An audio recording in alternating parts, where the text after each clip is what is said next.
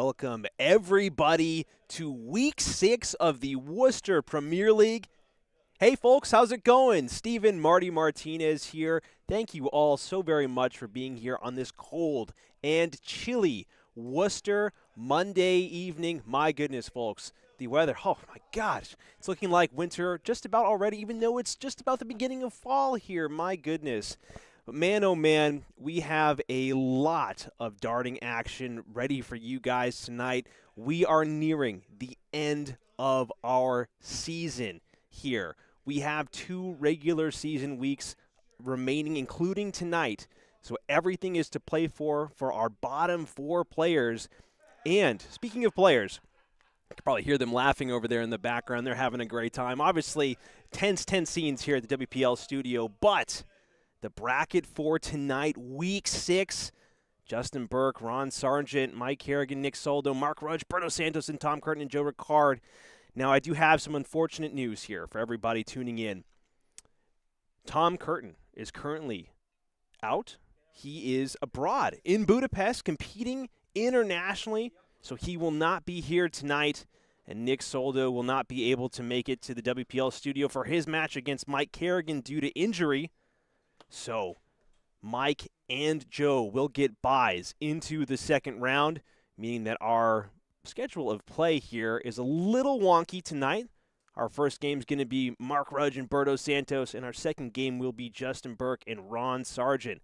Now, Tom competing internationally and Nick being out tonight certainly impacts the standings. But before we get to those standings, last week's winner, oh, you guys know him. Look at this guy, the Dreamboat himself, Ron Sargent, finally securing a nightly win here at the WPL studio, and he certainly had to work for it. 2-1 versus Joe Ricard in the quarterfinals. What a game that was. 2-0 against Mark Rudge in the semis, and then 2-1 versus Tom Curtin. Barely surviving a couple of scares there from the Emperor, but Ron was able to sail away to Margaritaville and finally lift up that nightly win trophy.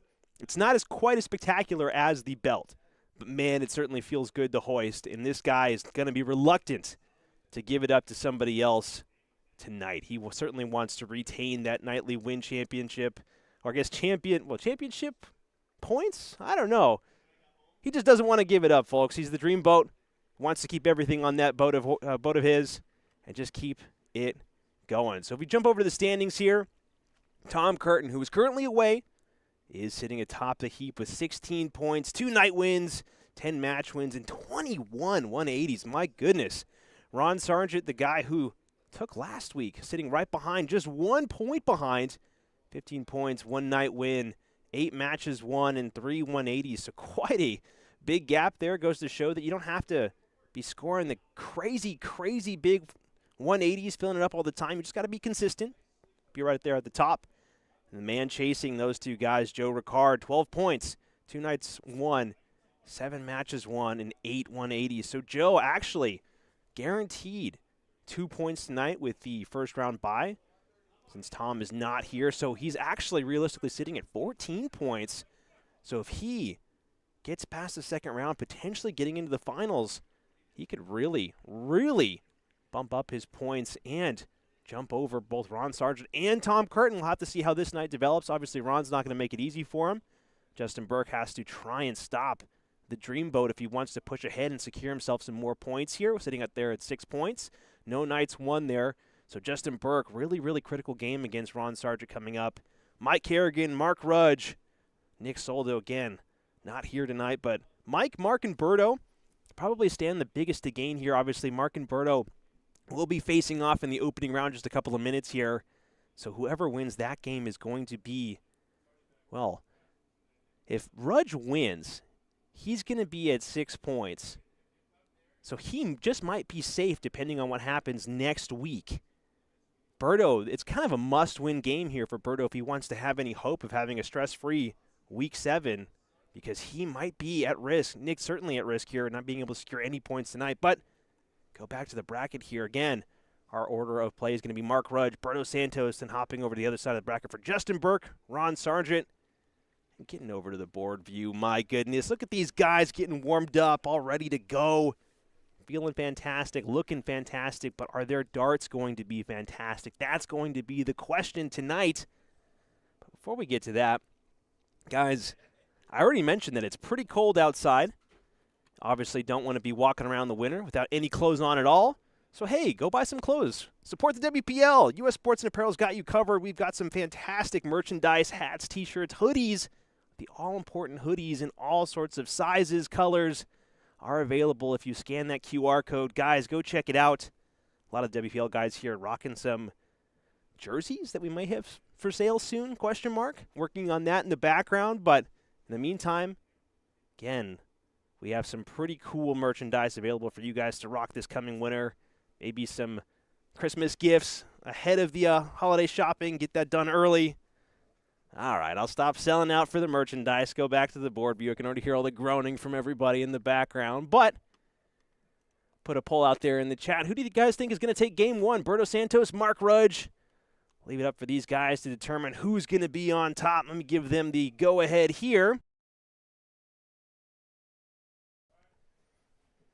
They've heard the orders, getting their last.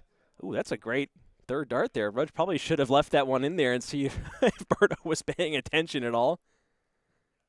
And looks like they're just about do their final fist bump. There's the touch. And Berto will be leading off here for the ball. Ooh, a little bit of a change-up. Looks like they're trying to figure out. Joe might be doing something with those boards. Again, a little bit of a revised order of play here with our two absent players, but no matter, we persist here. Joe giving marching orders to all the guys, so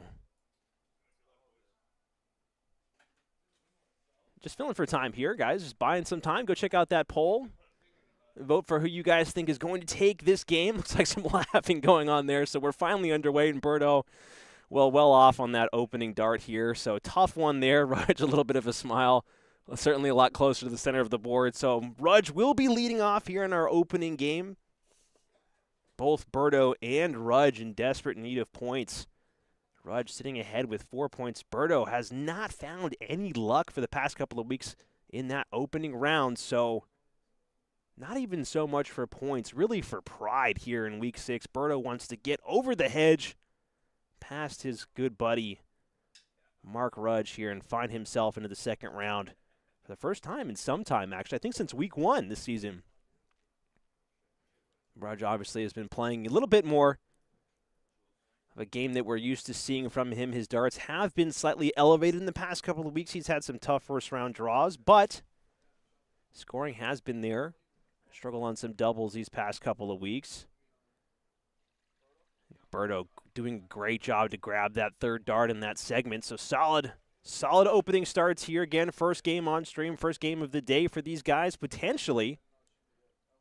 Already in the mid to high 60s, so certainly going to see these averages want to creep up slowly. Rudge not able to grab anything really good there, so only 30 punched in. Immediate opportunity here for Berto to try and punish this throw. Berto not able to sneak that third dart over that dart in the 20 segments. So both guys pretty close down the line here after 3 visits to the board.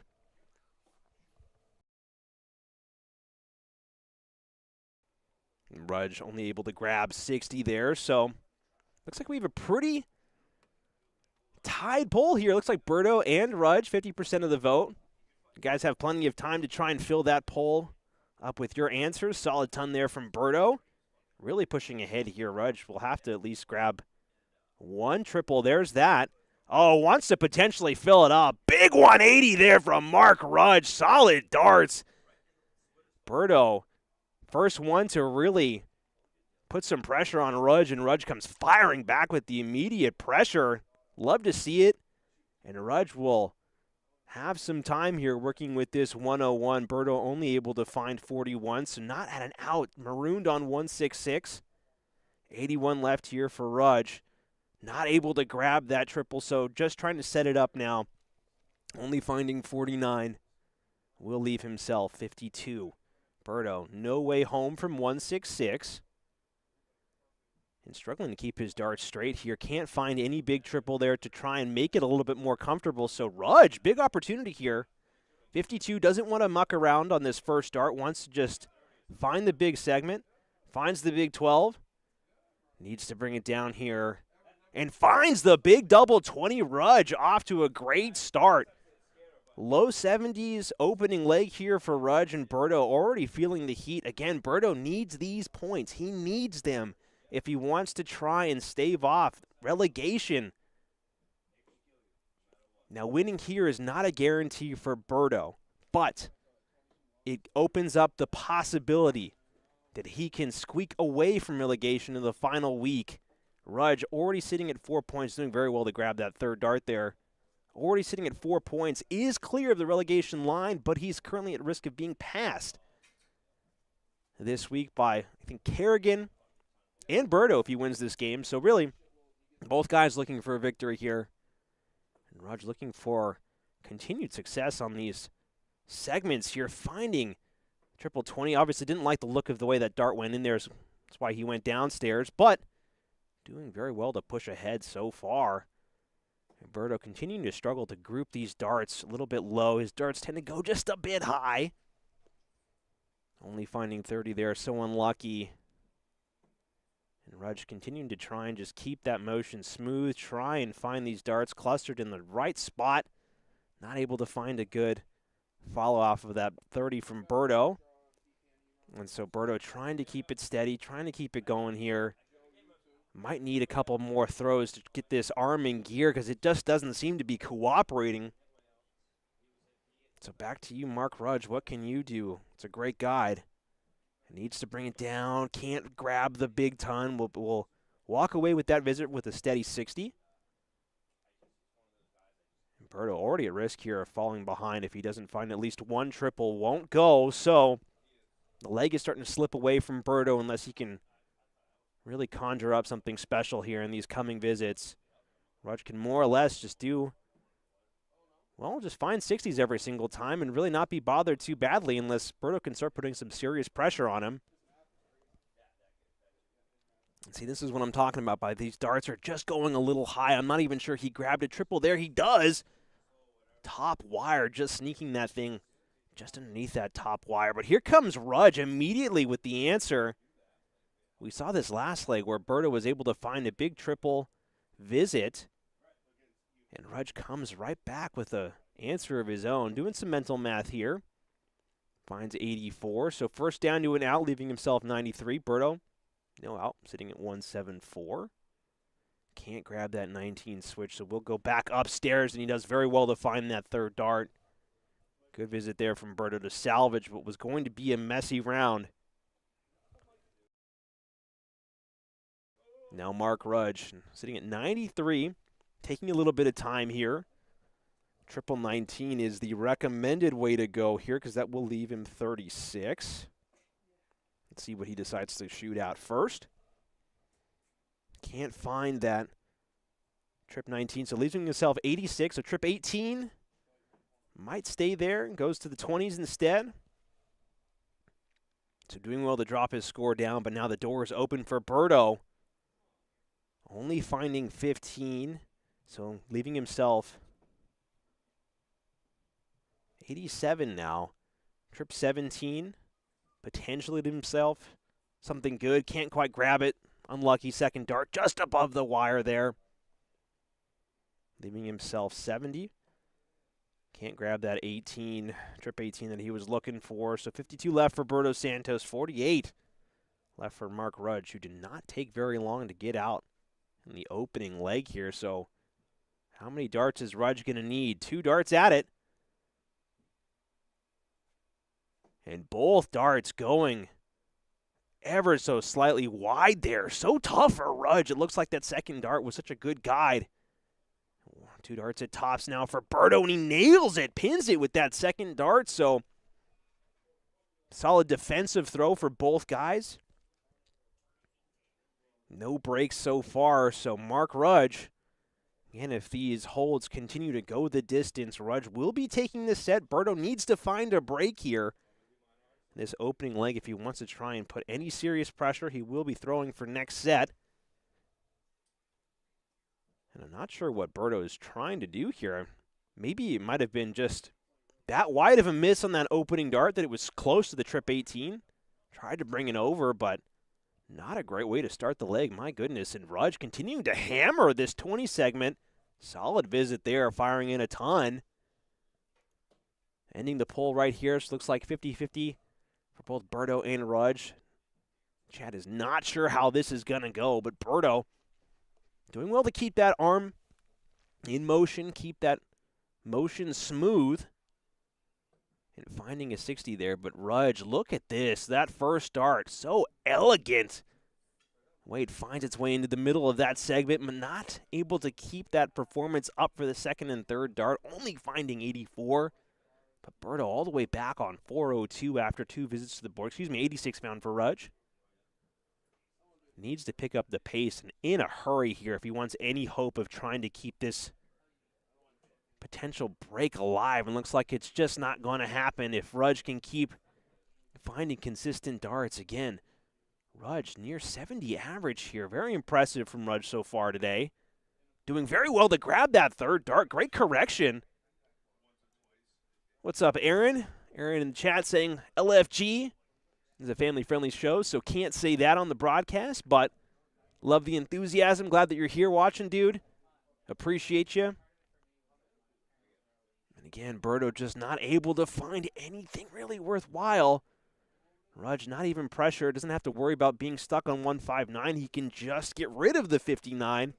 Knock his score down to 100. Berto sitting all the way back at 287. So tough darts here, tough leg. Really for Berto, and Rudge eyeballing a ton.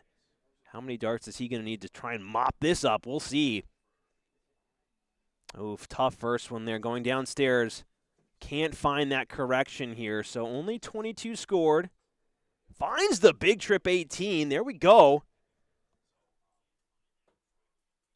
Rudge sitting with 24 left now. Berto all the way back at 262. Not able to find anything here to try and get back to a level game, at least put him within range of an out. But now Mark Rudge, 3 darts at double 12, going across to double 6 now.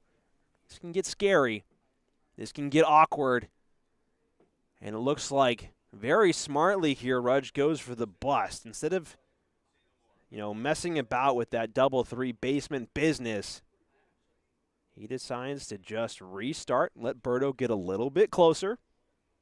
And Berto not really doing much to get closer, inching his way forward. While Rudge looks to punch his way out, bringing that ever so close, and he just can't grab it. My goodness. Second and third dart right there. Berto needs to find at least one triple here. Can't do it. Might be 26 found. Bacon and eggs. Not had. Oh, indeed had. 26 found. A cup of coffee, maybe. And Rudge all over this double 12. Not able to find it until the third dart, but doing very well to get the radar readjusted. Hold of throw there, so Berto now a lot of pressure to keep his game steady. Not a spectacular leg from both gentlemen, but for Rudge, it's enough to get the job done. And Berto getting the job done here with the opening round. Big 135. Great darts there. Great way to get going. But here comes Rudge with the answer. Might be 2 in there. Oh, my goodness. The eyeballs to the sky. I believe it's a 1-2-1 it is. So both guys all of a sudden finding that extra gear. Starting to drill on this red bit here. Finds it. Another ton. Great darts there from Berto Santos. And now Rudge, again, under pressure to keep on performing. Not able to grab, so Rudge is the first one to blink, only finding 55. Berto looking to run. If he can keep this pace going, and all of a sudden sloppy darts, slowing the motor down of Berto Santos to a crawl. Don't want to be engine braking. You want to be forcing your opponent to keep pace. Oh, my goodness. Rudge going downstairs. Looks like he does fill up that bed. We do see the big 171. My goodness, folks. And Berto Santos looking to keep things going. Can't quite keep that third one elevated, so only finding 81. Rudge, 154 after 3 visits. Rudge looking to close this set out with a vengeance, and he does very well to grab that third dart in that triple 20 segment. This is what I'm talking about, that Rudge has really put in a lot of work these past couple of weeks to find his game, get that arm moving smoothly, but Berto does very well to find the pressure, finding the big ton. 76 left, so Rudge, you almost feel he has to take it out. Finds the first part, and he finds the second part. Rudge, Mark Rudge, wow. Statement made there, 2 darts, clinical take, and Rudge closes the door on Berto. My goodness. So Berto now under immediate pressure here. Again, 2 sets needed to move on. But Rudge playing at a different level tonight. My goodness, folks. Slightly distracted here as I was looking at something on my computer here, but now my attention's back on this game. Berto hovering just all over that red bit, not able to drop a dart in there, so tough. And now Mark Rudge again. Pretty good opening couple of rounds here from Berto. Rudge has been able to find this red segment, not with complete ease tonight, but certainly the arm motion is looking a lot more fluid, and sometimes that's half the battle, is just keeping the arm moving the way that you want it. Berto not able to drop that dart down. So Rudge looking to now elevate these darts in there, finds one in there, and he can't find that third one, just shy, looks like deflected down. So both guys doing very well to keep even as they race down the scoreboard here. And now Berto, again, this is what I'm saying with the elevated darts. He does very well to group, but he is elevating his darts. He's not finding that midpoint of the segment, dropping them in there. And a spray and pray round here from Mark Rudge. Not a great visit. So opportunity here for Berto to really jump ahead if he can continue to find more of those. Does find 2. The line is solid, and Rudge is punished with a big visit there from Berto, who's first down to an out. But here comes the answer from Rudge. Might be 2 in there. Oh, moves that slightly to the left. So only finding 90. Not able to get himself down to an out, stuck at 180. And Berto working with some time here, but doesn't want to leave this too inflated. There we go. Finding 85, so doing well to drop his score down to 66. Rudge working with 180, can only hope to keep those darts steady and straight, and he does find the 60. Leave himself a Shanghai on these 20s. And Berto Santos, 66 remaining, finds 45 instead. So he has 21 remaining now. 5 maybe. Finds 20, so that is a bust, ladies and gentlemen. Unfortunate there from Berto. Muscle memory moving that dart forward. And are we going to see the Shanghai from Rudge? Oh my goodness, double 10 in the weirdest way. Oh, and it doesn't go. Oh, Rudge. He was so focused on keeping that grouping tight on that double 20 that he gets there first. It looks like first part is found for Berto. Moving across to double 9. And he goes well outside on that third dart. Unlucky. Had the setup. Third dart, potential to take that leg, but just goes well outside. Back down to double 2. And I believe the score is wrong here. I don't think Berto left himself 9. Correction is made by Rudge, so both guys knew what was going on here. So once more, at double 9 here for Berto, and he just goes on the wrong side of the wire. So unlucky. My goodness, when are the stars going to align for Berto Santos? He has come so close, and he will have more opportunities here as Mark Rudge makes a mess of double 1. Berto electing to split might be the smart way to go about it. And he cannot bring those darts inside, but he does leave himself a more favorable double. Mark Rudge doesn't want to be hanging around in the madhouse for too long, and he does get out in somewhat of a hurry. Took a couple of rounds, about a round and a half there, for Rudge to walk out that door, but he has checked in and checked out. Like not to get stuck in the madhouse. All roads lead to double one, and how we dread to walk that path. My goodness, Mark Rudge leading off with a ton, not letting that visit to the madhouse really get into his head. Berto needs to keep these darts straight, can only find a 40 to open up here, so that will just not do. Rudge looking to just do more of the same, really. Again, there hasn't been that much of a hitch in his throw. There hasn't been any weirdness. You've really been able to tell that his motion has been clean. And Berto looking to go downstairs after a stellar crowd on that 20 built up. 99 found there from Berto. Great darts. And Rudge looking like he's going to try and make a small adjustment to try and grab it, but he goes high, elevating those darts onto that 20 segment. And here in the scoring phase, as we get down in the real meat and potatoes of this set here. Again, darts has two primary stages. This is the scoring stage where these guys just try and find those big numbers, big visits, don't have to worry about setting up really until they're around 300, 250. The doubles have been so critical, and Rudge has been able to find his doubles. Berto is able to finally get this scoring machine going. Able to keep the arm steady. Not at an out, though. 162 remaining for Berto Santos. Rudge potentially falling behind here. Only finding 41, so opportunity back in the hands of Berto Santos as he looks to bring this score down. 102 remaining. Pausing on that second throw. Wants to do some math now. Leave himself at least a one-dart double. Again, Nick is in the chat right now. Nick, we all hope that you're feeling better. We all hope that you rest and recover. We can come back next week and kick butt, dude. Stay off that foot. Berto able to find a ton to leave himself 62. Amber in the chat saying, "Let's go, birthday boy," referring to Rudge, who I believe it's his birthday today.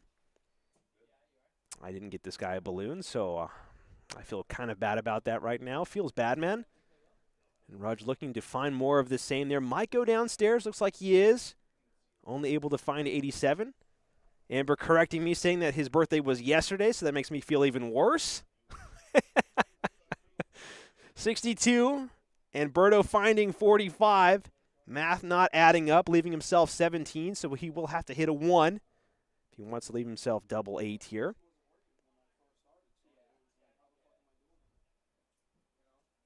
Berto able to find that once. The double 8 is on. And he pulls it inside. Oh, my goodness. Berto has had so many chances to get out here, and Rudge looking to punish. Needs to find the triple 20. Pulls it well outside into that one segment. So shake of the head tells you all you need to know about how Rudge felt about that visit. Berto Santos working with double 4. Can he get the job done? Needs to drop it a little inside, and he does not. Oh, my goodness, folks. I thought that second dart was in. I was fooled. Oh, my goodness. Rudge coming back, working with 96. I can't believe that dart didn't go. 2 darts at double 18 now for Rudge. Pulls it just underneath. Going across now, double 9. And pulls it just wide. Rudge not happy with how close that those darts came. More chances here for Berto Santos, who has to go down to double 2. Double trouble. One more dart at it. And he pulls it well inside. Going back to the madhouse. Again, checking in here. Madhouse has seen 2 individuals check in, but only 1 check out. And Rudge checks out 18. First dart there. So now Rudge well in command of this game. Berto, no more mistakes allowed here. He is at risk of being dropped in the opening round against Rudge, who's looking to pick up more points and further that gap between himself and the relegation line. Able to get off somewhat decently there with a 55, so both guys working their way down the board here. Not in quick fashion. Two great guides there for Berto, not able to pull him underneath. Only able to pick up 60. Rudge, 446. Might be a great guide there. Can't quite make the micro adjustment in the third dart. Well, just goes camping. You know, goes off the trail into the woods chasing a bunny. Ends up finding a bear. Very scary. And Berto looking to try and pull those darts back to the path. Can only pick up a 40 there. So both guys meandering in the woods a little bit. And Rudge immediately finding the path as soon as I bring that up. Not able to find a big visit, but that ton will do him a ton of favors here. He's now leapfrogged Berto. He's working with 3, 5, 6, and these darts are just not grouping well together. So unfortunate here for Berto. Just not coming together. Rudge, 303, big opportunity to really push this lead. Wants to try and go upstairs. Can't grab the correction, so still opportunities here for Berto to make a game out of this leg. Needs to just find one triple. Not the triple he wanted, only finding 40. Trip 5 will not do.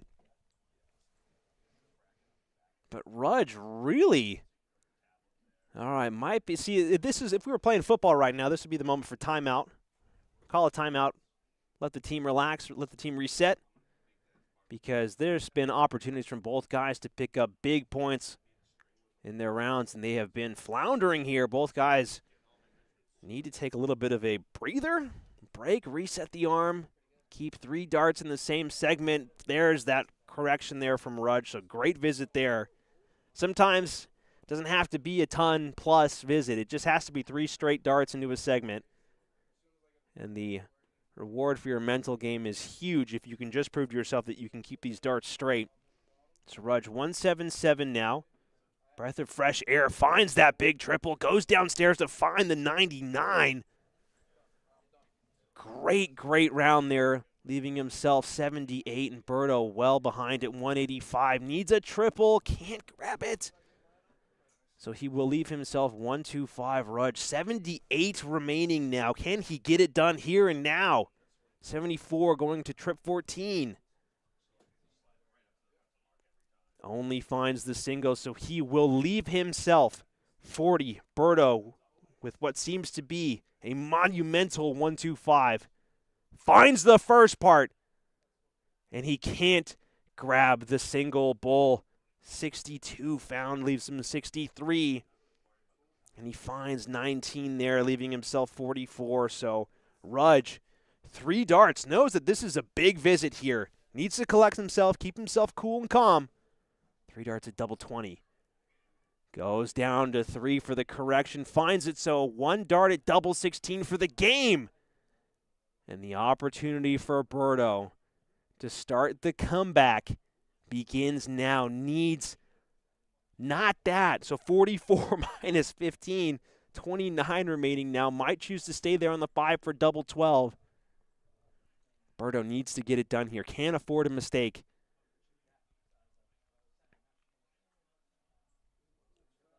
Taking some time, resetting his mental game here, taking a breather.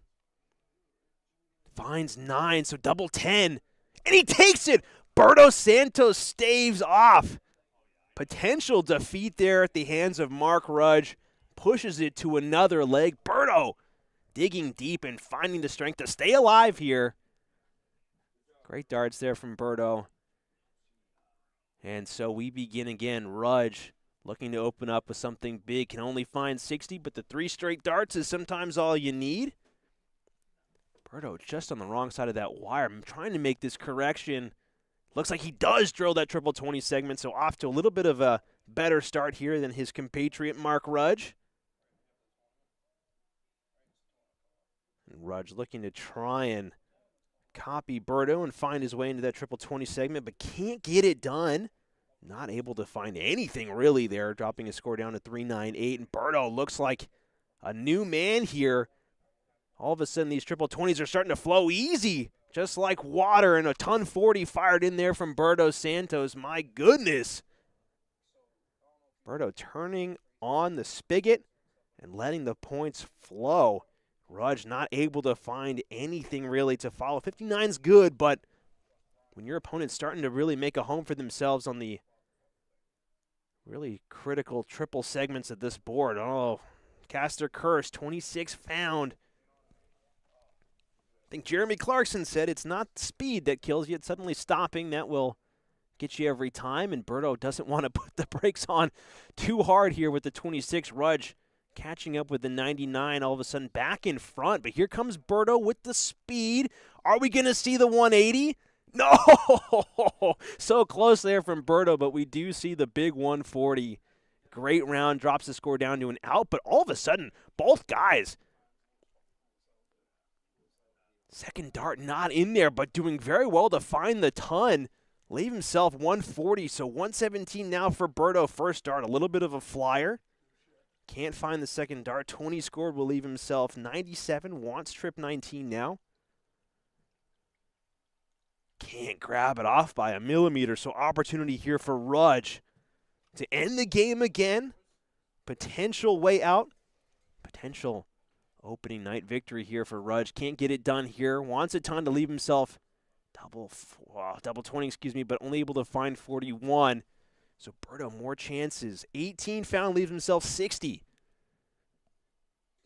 Will have one dart at double 20, and he pulls it low. So drama here in the fourth leg.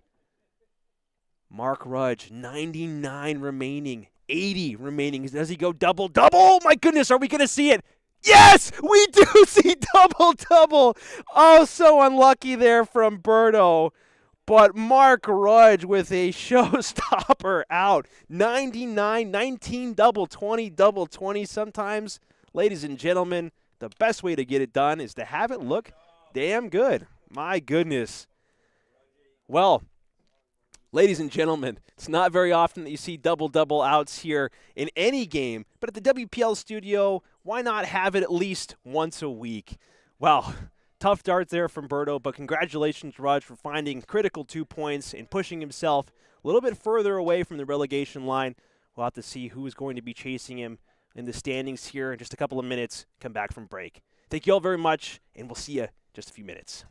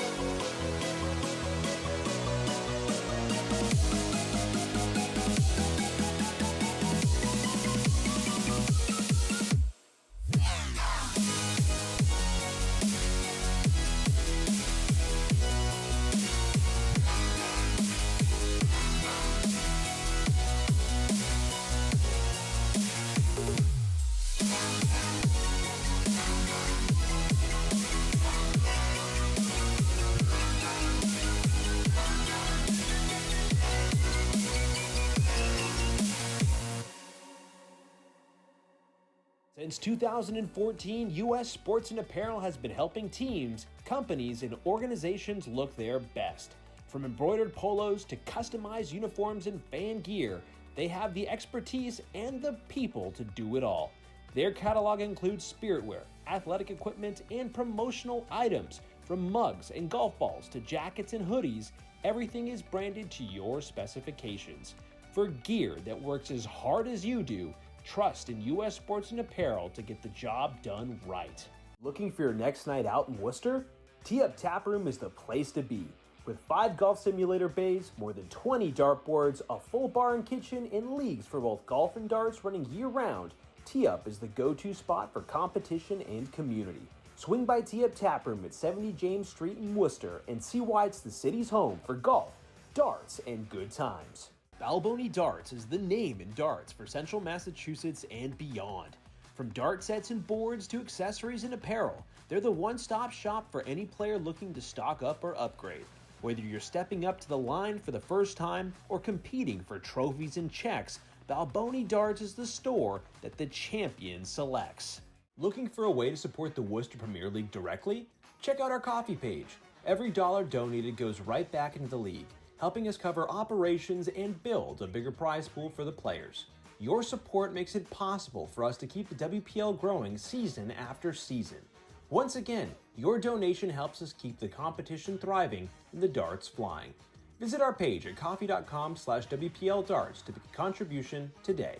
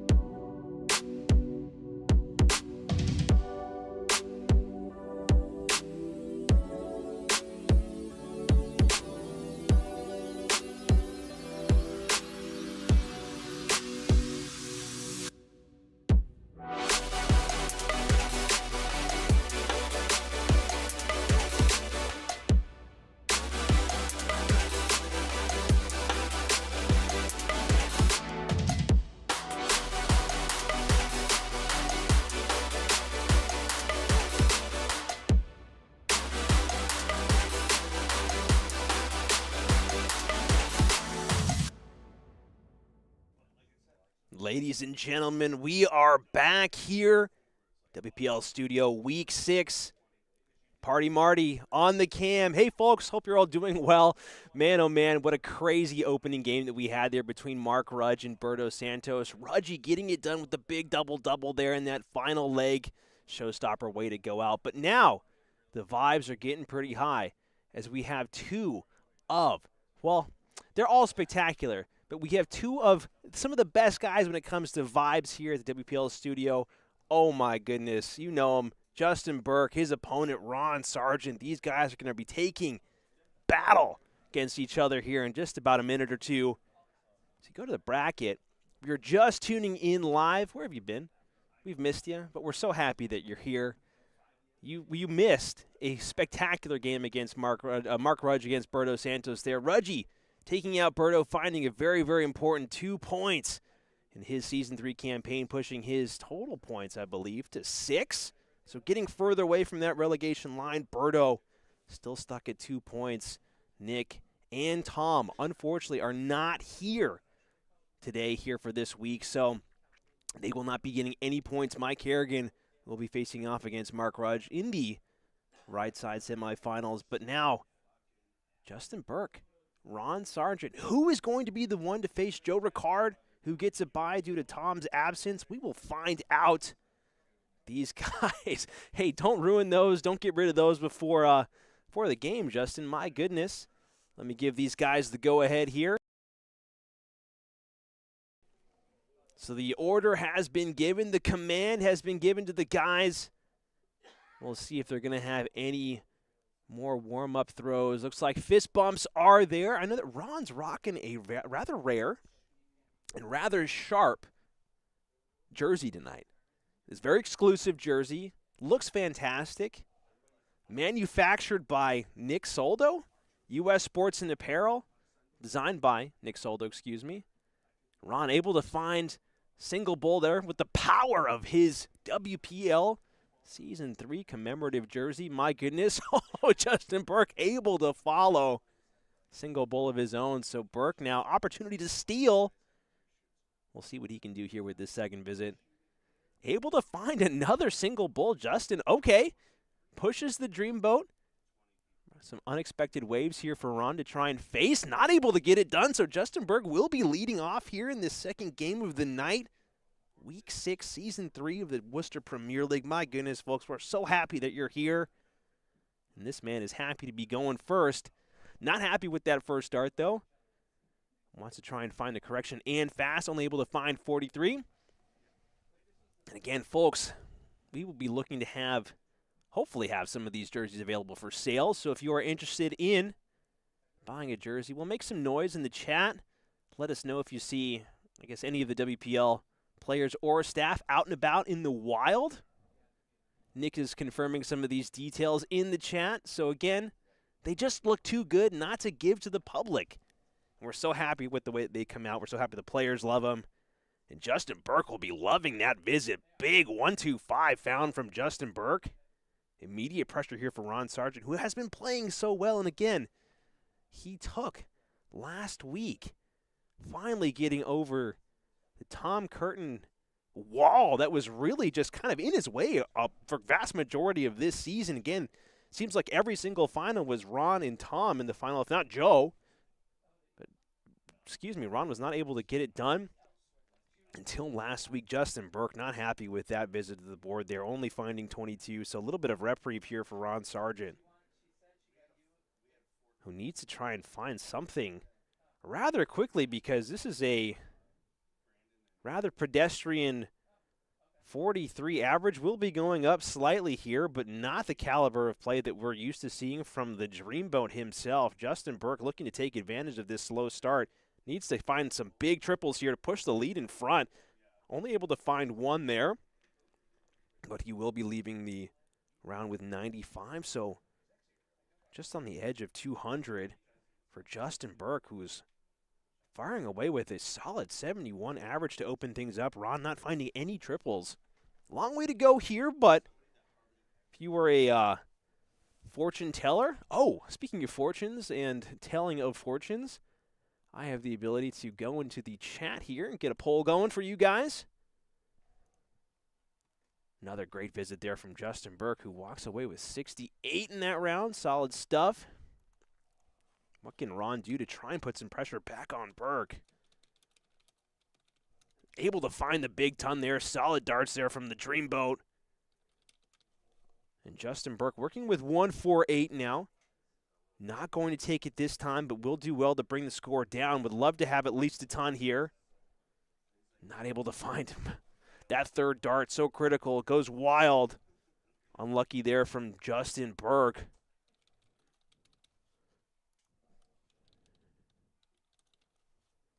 And there's the poll in the chat, so if you guys want to have a little bit of a say, who do you think takes this game? Let us know.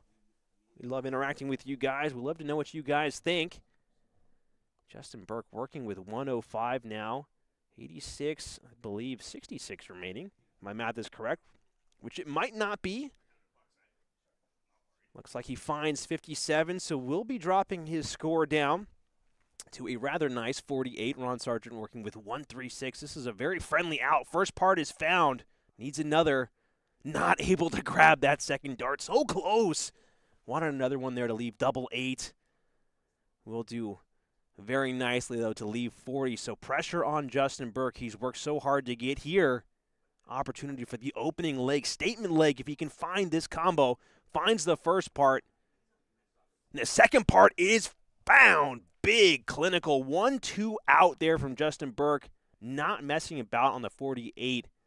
Telling the Dreamboat, there are no steady C's for you and your crew here. Going to have to work harder than that if you want to take me out. Week 6, Justin Burke, love to see it. But he might have angered the USS Ron Sargent, who opens things up here with a solid ton. Justin Burke under immediate pressure here to answer with something rather big of his own here. Wants to walk that third dart in. Can't grab it. Goes a little bit lower. Unlucky. Looks like the chat is rooting for Dreamboat Ron. Might have to have some more Justin Burke believers in the chat here with the way that he's been playing. It's been good so far. Ron Sargent not able to grab another ton plus visit. Only able to grab 16 in the spirit of the team 69 all the time. We have a 69 on the scoreboard, 69 on the board. And Justin not able to live up to the high-scoring firepower that we saw from him last leg, only finding 41. And here we go, Ron Sargent, 2 in there. Are we going to see a ton 80 from Ron? No, we do not. 140 found, just goes slightly high on that third dart. Unlucky. Amber says Justin always plays well. That's true. His hat tells the truth. LFG, again, can't say that because this is a family-friendly show, but he embodies the spirit of LFG with every single game he plays. Ron Sargent doing very well to really knock down his score. 201. Not messing about this second leg. 55 found, though, so might be an opportunity here for Justin Burke if he can take a breath, decompress, find a big visit. It's a good line, good guide. Wants to bring it a little lower, walk it in. Can't grab the big ton, so will only find 60, leave himself 280. Ron Sargent, plenty of time here. 146, doesn't have to force us to go. Again, not finding that first part of the combination to even force an attempt, so setup shots needed. Would love a trip 19. Can't quite grab it, only finding 58. But again, no pressure here from Justin Burke. And Ron, yes, he is doing well to get down the line here, but this is also a hold-up throw. And are we going to see the big 180 from Justin Burke? No, we're not. The flights have something to say about it. That would have been a spectacular, spectacular 180 if that third dart was able to find its way in. But now he's down to an out, and Ron Sargent, 88 remaining. All of a sudden, a little bit of pressure. Finding 18 to leave himself 70. And wanted another one, so no 20 switch to try and force the bullseye. Is he going to regret that decision? This would be a monster of an out. Justin Burke can get this sequence going. What can you do, Justin, with this first start? Not found, so the sequence dies there with that first start. Does very well with that second one, and so unlucky with that third dart, just on the wrong side of the wire. Does very well to find 89, but Ron Sargent now, 56, can't afford to miss. 2 darts at double 20. Goes low, so across the board, a double 10, 1 dart at it. Not able to find it, pulls it well inside, so Justin Burke, who's been so good on doubles previous games and tonight, looking to close this out. 56 remaining. A little bit of a step back, a little bit of a pause here. Goes for the 16, 1 dart at tops. And he pulls it just high. Opportunity gone for both guys, but Ron Sargent, again, looking to hold his throw, and he will have another look. Certainly doesn't want to mess this one up too big here. Oh, my goodness. He pulls it inside. Cardinalson, he busts. So Justin Burke, opportunities that he may not have deserved, but going to look to take it out all the same here. Going across the double 10, finds it. So Justin Burke, 2-0 leg advantage on Ron Sargent. This is Justin's set to throw for here, so he just needs one more hold, finding that ever so critical break here. Move on for a potential 1-0 lead here. Justin Burke needs to keep it steady, control the adrenaline, find a way to not let the nerves, the energy of being in front, get to him. Just has to focus on getting the job done, because Ron Sargent is certainly going to be, well, he's going to be pissed, folks, that he's losing 2-0. Knowing the way that this guy plays, he's going to be upset. He's going to want more from himself, and he's going to push as hard as he can to really put a lot of pressure on this guy right here. And these guys are such good friends. These guys not only love playing with, almost said something a little R-rated there, but not only love playing darts against each other, they certainly love being around each other. They're great friends. But Ron Sargent will love nothing more than to fill this bed up here with darts and drop his score down even more. Almost had I think it was a week 3 repeat there, folks. My goodness. Oh, jeez. Lucas in the chat saying, Justin on fire. Lucas, you have no idea. This guy has been shooting some great darts in warm-ups all night, finding the big ton there. So putting a lot of pressure on the Dreamboat. And again, this is what we want to see. These guys have been battling it out for, well, 5 weeks completed. This is the 6th week of battle now. So we figure as we get closer to the end of the season, these guys, the skill gap starts to close, tighten up a little bit. We've seen a lot of push, a lot of shove, and these guys are starting to drop some serious scoring bombs on each other, and that is a bomb in itself. Not able to move those darts over, only finding 50, And Ron Sargent, 275 after 3 visits. Not quite the pace that he'll be happy with, but he's still keeping it close here. Needs to find a triple, does find a triple. Great third dart there from Mr. Sargent. And Justin Burke, opportunity here to get into range, and we'll need it with Ron Sargent right at the edge at 190. Would love to find at least one triple. Can't grab it, only finding 58. So Ron Sargent will be getting in range first, but it's how good of a job he can do to set himself up for the next visit. Wants at least one triple here. Leave himself 90. Will be staying upstairs. Can't grab it, so a baby fish remains for Ron Sargent. The Dreamboat going deep sea fishing. What else do we expect? Justin Burke, 208. Really tough first dart there. Great that it landed in the 20 segment, but that's a scary dart. When that first one is that low but straight, it kind of freaks you out a little bit. He's doing well to get in range, 150 to 130. You pick your poison. Baby fish remains for Ron. Needs to find the triple. Does find it, so bullseye! Oh, not found. Pulls up a rock instead of the fish that he was looking for. So close to getting that fish on the hook. And Justin Burke will not be able to put any pressure on, so 141 remains. Doing some just pedestrian scoring to try and bring this score down. Only finding 46. So Ron now has to correct from 25. Finds the 9 for double 8. Pulls it inside again. So across the board, a double 4. We've seen some double trouble from the Dreamboat. And it's over for the double trouble as he pins that double 4. Justin Burke not able to get the job done in this third leg. Ron Sargent battling back. Able to get a leg on the board here. And while the average has not been anywhere close to what we've seen from the Dreamboat in previous weeks, we might just be seeing this guy start to get warm on the arm. Get these arrows flying the way that he wants them. Opens with a big ton. And credit to Justin Burke, though. He's done a very good job of managing this game well again. This is his set to throw for, so he needs to at least hold next round, if not find a break here to take this set. Does very well to follow with a ton of his own. And Ron Sargent needs to try and keep the pressure on. Can't afford to let it slip. Great second dart there. And there was a lot of space next to that second dart, but he's not able to put a buddy in that segment.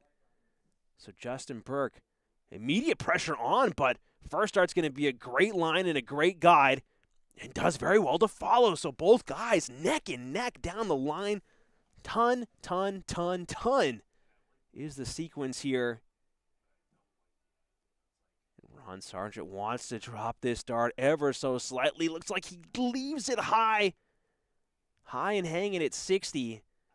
And Justin Burke, opportunity here to jump in front. Needs a small correction. Can't afford to not find it, and he pulls 2 to the left, so only finding 40. But was looking like a great dart to try and bank a dart off of. Just doesn't work out there for Justin Burke. And here comes the consistent scoring for Ron Sargent to save the day. Can't quite grab that trip 17, but does very well to find 97. Leave himself 144. Great math there from Ron Sargent. And Justin Burke, all of a sudden not able to find any critical triples here. So Ron working with 144. Justin Burke not even in range. And all of a sudden, out of nowhere, Ron Sargent has come flying back to put himself in a position to potentially tie this set. Does very well to find that third dart there right in the top right corner. Justin Burke again, maroon, 203, no way home. Can only put some serious pressure on. 2 in there, will move across to find a different triple. So minus 120, that leaves 83. Trip 17 is preferred, finds 19 instead to leave himself 64. So who needs to start from 501? Big 139 leaves 64. Ron Sargent, first one at it. 48 remains now. Pick your poison, Ron. 8 or 16. He wants double 16. And the 64 is found. So Justin Burke was right there at the line, giving a lot of respect to Ron Sargent for not letting that one slip. And now Justin Burke will be looking to hold his line, hold his throw, as he tries to fend off the resurgence of Ron Sargent. Justin Burke doing very well to find at least one triple to open up with something reasonable there. And Ron Sargent trying to navigate his way into that triple 20 segment, the third dart. Saver finding its way in, so 420 to 401, still so close. Again, Justin Burke led this set 2 legs to nothing at one point. And now we've seen it all of a sudden collapse, tie 2-2. Burke doing very well to find a ton there, pushing Ron Sargent to try and answer. Ron cannot afford to have any of these darts slip, and as soon as I say that, Caster's curse finds the big correction, but Justin Burke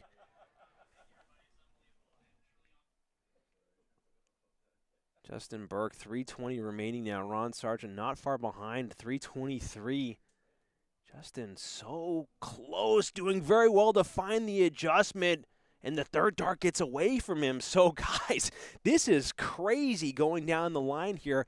I have not seen Justin play, well, this well in some time here, really pushing Ron Sargent to produce some of his best stuff, and Ron is not able to answer the call. Justin Burke, massive opportunity here, sitting at 239 to put himself within range, but needs to keep it together. Finds the big second dart. The third dart does not find its way in, but the 81 found will bring him down to a solid 158 in range now. Ron needs to find at least 2 triples to put himself in distance. You can tell by the reaction on the face there, Ron not happy with that visit. 45 is not the visit that he wanted at all. And Justin Burke, with some time now, 158 remaining, doesn't have to force this to go. Can only set up if he wants. First part of the combination is not found, so now it's nothing but setup shots. And what solid darts here from Justin Burke, able to find another ton. Really strong performance here right when it's needed for Burke, but Ron Sargent will look to come flying back. Not able to find 2 in there. Looks like only 60 found here for the Dreamboat, who was certainly starting to find some leaks in his vessel. crew running around the bottom levels trying to patch these leaks as water gushes in. Justin Burke, 3 darts at 58 to take the opening set against the Dreamboat. First dart's wide into the 4:54 remaining now. 14 found for 1 dart at tops.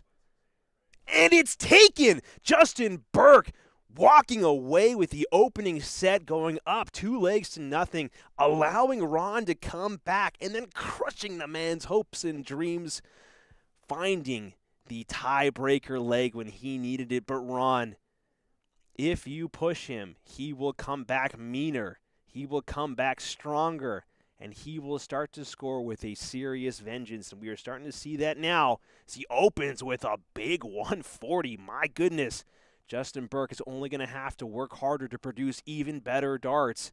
So he looks to try and close out this game. Has a big advantage now, but Ron's going to be pushing. Does very well to find a ton. My goodness, have we seen the poll in the chat switch? I got to end this poll now because you guys are switching sides quicker than I can keep up with. My goodness, Ron able to find a solid ton. I opened up the poll and everybody was voting for the Dreamboat Ron Sargent. And next time I looked, it was completely in favor of Justin Burke. You guys have to be more loyal to our whoever you vote for first. Justin Burke able to find another ton, so the average is starting to creep up. The darts are starting to come together here for Burke. And Ron Sargent still 40 points ahead now, wants to find at least 1 triple. Able to find that big trip 19 switch. Great darts there from Ron. It's not always easy to move down to the board of those 19s, and doing very well math-wise to leave himself a way out with the 164. Justin Burke, sloppy second dart there, will not do him any favors, only walking away with 45. So Ron Sargent doesn't have to force this one through, but it would be quite nice for the fans to see this go. Not able to get it done regardless, so nothing but setups now. 144 remains. Able to find the big 54. 90 remaining, so 1 more in there will do nicely for Ron Sargent, leave himself 36, should he choose to go that way. And Ron, big visit there from Ron Sargent, nod of the head there from Justin Burke. He knows that was a great visit.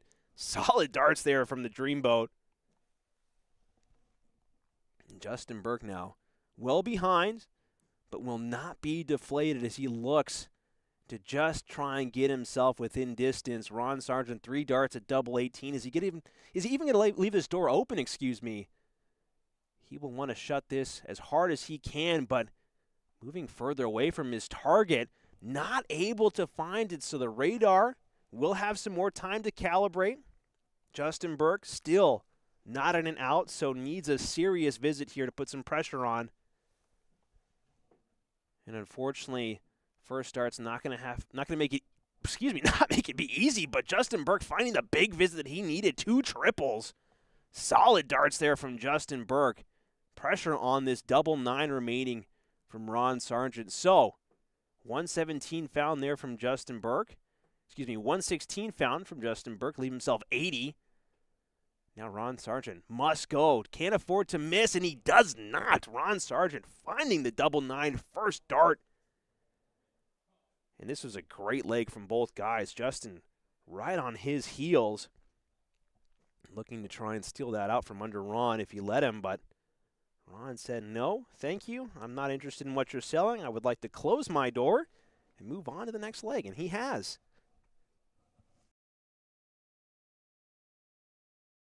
So Ron Sargent now has stopped the bleeding, stopped the leaking, starting to get the engine churning here, get those pistons moving, finding his way with some consistent scoring now. Justin Burke, roared ahead to a easy lead here. Again, he's found some really nice scoring, but needs to try and keep it together. Can't let his mind get ahead of him. Can't let his arm get in front of him. And just has to focus on the task at hand here, because this guy is going to be putting pressure on every single visit. Not able to grab a ton, only able to find 60, that third dart right underneath that wire. My goodness. So Justin Burke now, again, has been playing extremely well.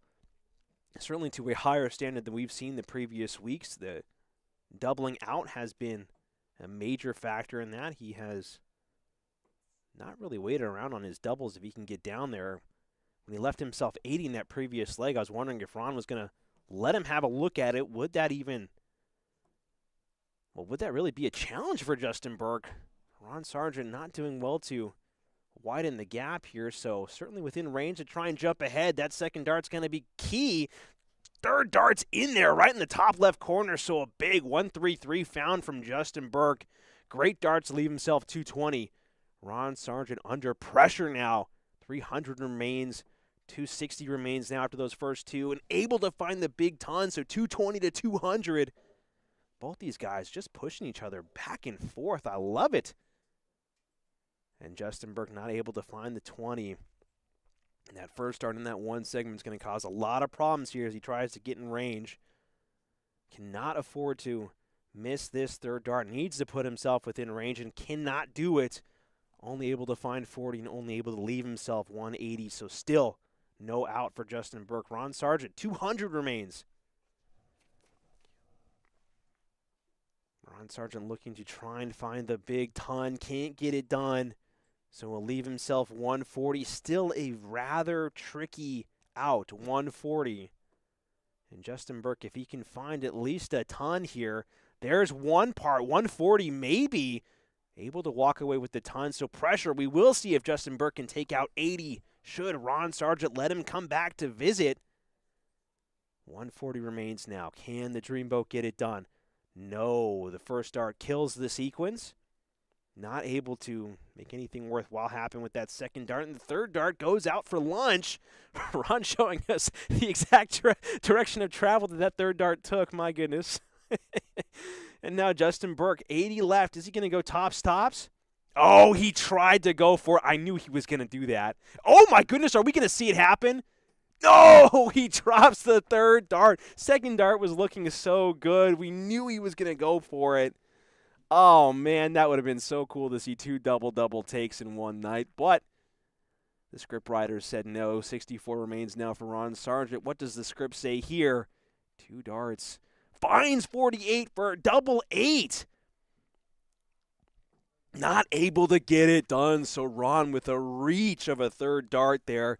Not able to put the pieces together, and Justin Burke looking for redemption. Wanted the double take, but now going for double 10. Double 5. Goes slightly low. Finds the correction with that one segment, but will leave Ron a rather reliable double 8. And Ron is going to look to punish Justin for his arrogance, for his attempt at double. Wants to get it done here. First dart if he can, and he finds it with that first dart. No messing about for the Dreamboat. Those leaks have been patched. The integrity of his vessel is looking strong, and he is looking to try and immediately fire back with a set of his own. 3 legs on the spin. If he has something to say about it, can he open with something big here? Not able to grab a triple, so only finding 60. Opportunity now for Justin Burke to jump in with something mega of his own if he can find it. Great guide on that second one. Wants to go slightly higher, but can't quite get over the fence, only finding 60. 4-4-1 remains for both gentlemen now. Ron goes well wide on that first start. Will have to work to correct. That second one is a great guide, but he pulls it even further to the right. So questionable adventure there for the Dreamboat. Going sightseeing with all the islands in the sea instead of keeping to the course that Justin Burke is adhering to. Able to find a big ton to push that score forward. And Ron Sargent still stuck in the 400s, looking to get down. And at least to the low 300s, should he have a triple here. Can't do it, so only finding 60. Looks like the scoring. It's been hot and cold for both guys, and it might be getting a little cold for Ron. Justin Burke might be picking up all of a sudden. 2 in there. And the big ton 80 fired in from Justin Burke, who finds a big visit, pushing his score down to 161. Fabulous starts from Burke. Great stuff. And Ron Sargent can't look Looks like he can't keep pace, only finding 81, excuse me. And so Justin Burke, 161, doesn't have to go. First dart well high, so sequence is over. He's only able to find 41, so he will be dropping his score down to a Shanghai on those 20s, leaving himself a 120. For everyone not familiar with the lingo, Shanghai on any number means you hit a single, a triple, and a double. You hit every single segment within a number. It's rather difficult to do, a lot easier said than done, and Justin Burke will try and make this look easy. Wants a triple with the second dart, can't find it, so just wants to keep it straight now. Still no pressure from Ron, who sits at 2-3-2. And Justin Burke does very well to grab that 60. Will leave himself 60. And Ron Sargent just looking for pressure now. Just wants to try and get himself close here. First dart, not happy with it. 58 is found in total, but not able to grab an ever so critical second triple with that third dart. So 155 remains. Justin Burke looking to get out now. 2 darts at double 20. Able to find it. So again, clinical take. Justin has been so precise with his doubles tonight. It's really been surprising to see how clinical every single out attempt has been for Justin Burke. Again, he has not missed by much when he has missed. Ron Sargent can't afford to let this guy come back in. But unfortunately, Justin Burke not able to find anything worthwhile to get off the line here. Might be a little bit of a role reversal that we're seeing here, folks, where the last set, Justin Burke shot up to a 2-leg advantage. Ron Sargent came all the way back to put some pressure, forced the set to a tiebreaker leg. We might be seeing the same storyline here. Justin Burke can find a big score. First dart is found in that 20 segment. 2 darts. Are we going to see another 180? Oh, Justin is on something different today.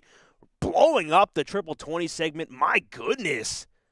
Fabulous darts there from Justin. Great, great, great stuff. And Ron only able to fire back with a ton of his own. So Justin Burke eating his Wheaties this morning, finding the scoring power, and able to keep all 3 of those darts in there. That third dart, not sure where it wanted to go, but had quite a violent deflect on that second dart. But Ron, already behind after 2 visits by quite a wide margin, needs to keep it straight and can't afford darts into the 5 segment. Justin Burke, 220 remains. Great opportunity, put himself within range. First dart's in there. Second dart won't go, but the third dart will elect to stay with its friends, finding a big ton there, leaving himself another Shanghai. And Ron Sargent is just well behind. Needs to find a second triple if he can afford to do so. Finds the big 1-3-3. So great round there from Ron Sargent, but still not enough to put pressure on Justin, who's working with a Shanghai on these 20s to try and even the set. Needs a triple 20. Finds it, so 1 dart at tops. Oh, and he reaches, and it's low. Opportunity gone to tie the set. No pressure coming from Ron, who's only looking to try and drop his score down. Needs a ton minimum for any serious pressure and can't find it. So now Justin Burke, 3 darts at double 10 to even the set. First dart's wide. Second dart's just inside.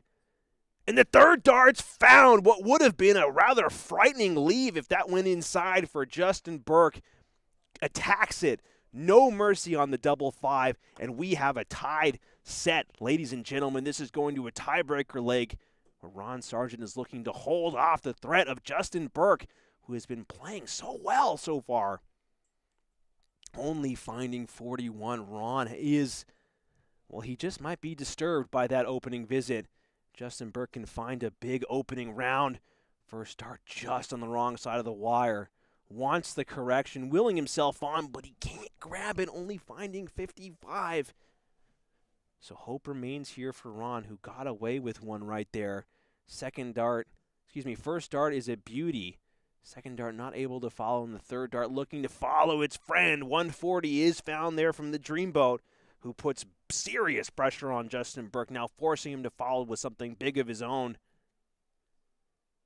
Second dart's in there just by a wire, and the third dart goes well wide. So we might be seeing a complete flip of the script here if Ron can continue this scoring prowess. Justin Burke let Ron come all the way back in the first set. Now Ron let Justin come all the way back here in the second one. Ron might be looking to shut the door unless Justin Burke can find a ton 40, ton 80, even a ton 25 just won't go. So the scoring is now absent. Justin, frustration shown. Not happy with the way these darts are going. Knows that this is a big opportunity if he can just keep those darts steady.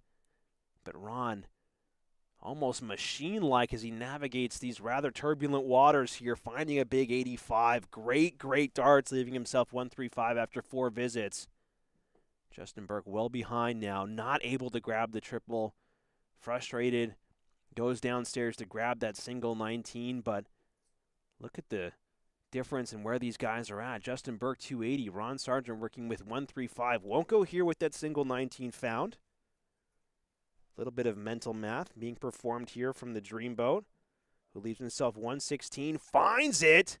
So opportunity actually still. Oh wait, no, I'm kidding. Caster math getting me all excited even though it's wrong. Leaves himself 56, excuse me, folks. And with that 16, he leaves himself 40. I'm getting way too ahead of myself. My goodness.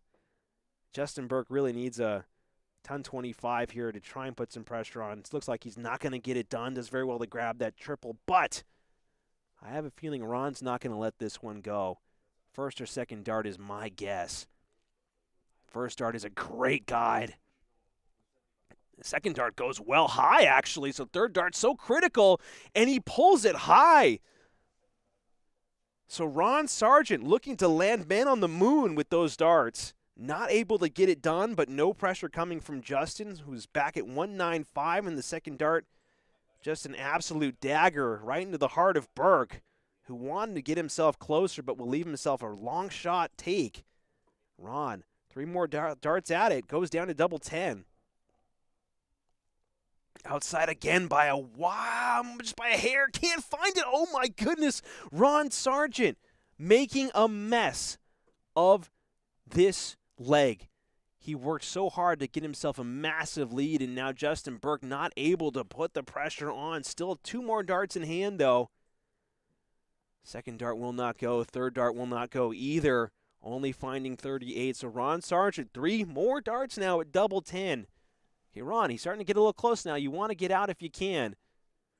Able to get it with that first dart. So what should have been a lot less frightening for Ron Sargent, who was watching Justin Burke get closer and closer in his rearview mirror, has finally punched out, found his exit on the highway, and now we are going the distance. Justin Burke, Ron Sargent. Who would have thought that we would have gotten here, folks? My goodness, Justin Burke, 71.42 average, actually averaging higher than Ron Sargent.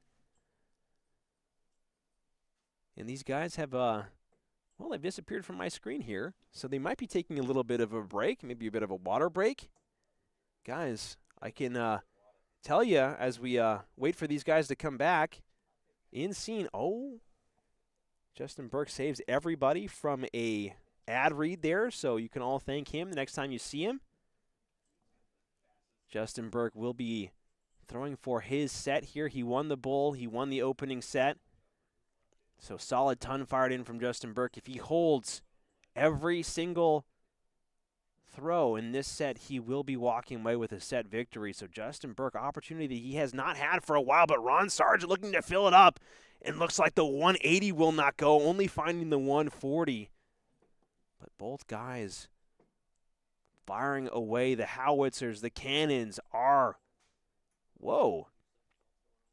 second dart. Looks like that second dart wanted to attack its owner there. I'm not sure if I've ever seen that before here at the WPL, but attacking your darts, man. You got to make sure you take care of them. Don't abuse them too badly because they will bite back, apparently.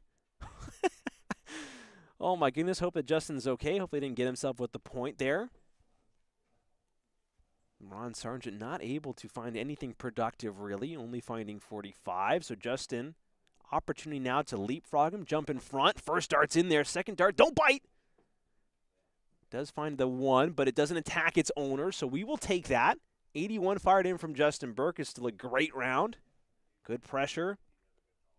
And Ron finding the single one segment going downstairs. Only 20 found in this round, needs to find something but can't quite get it done, only finding 39. So Justin Burke now, 279, opportunity to widen the gap. If he can find a triple or two. There's one triple going downstairs. Great darts there from Justin Burke. The big 137. Solid pressure from Justin Burke. Leaving himself 142. Ron Sargent has to respond now. Not able to grab the triple with that second dart. Wants to try and find it. Can't get the job done. So Justin Burke, 142 remains. Ron Sargent not at an out. Opportunity now for Justin to hold throw and with some class here if he can try and find a triple. Sequence won't go to get it wrapped up here, but the 60 will do nicely to drop his score down to 82. Again, Ron is not at an out. 220 remains. Ton minimum, you feel, to put some pressure on. First dart goes outside in the 5 segment. 24 scored for Ron here. And again, critical visit dropped from Ron Sargent. He's not able to find the scoring that he was looking for, and some awkwardness here. 71 remains now, not able to grab that trip 17. So 65 remains now for Justin Burke. I don't think going for the single bull is the smartest play, and that's what I was afraid of. He finds the 50.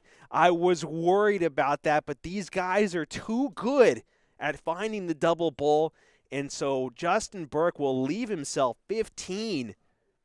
Might have considered going for, maybe 15, a different number altogether.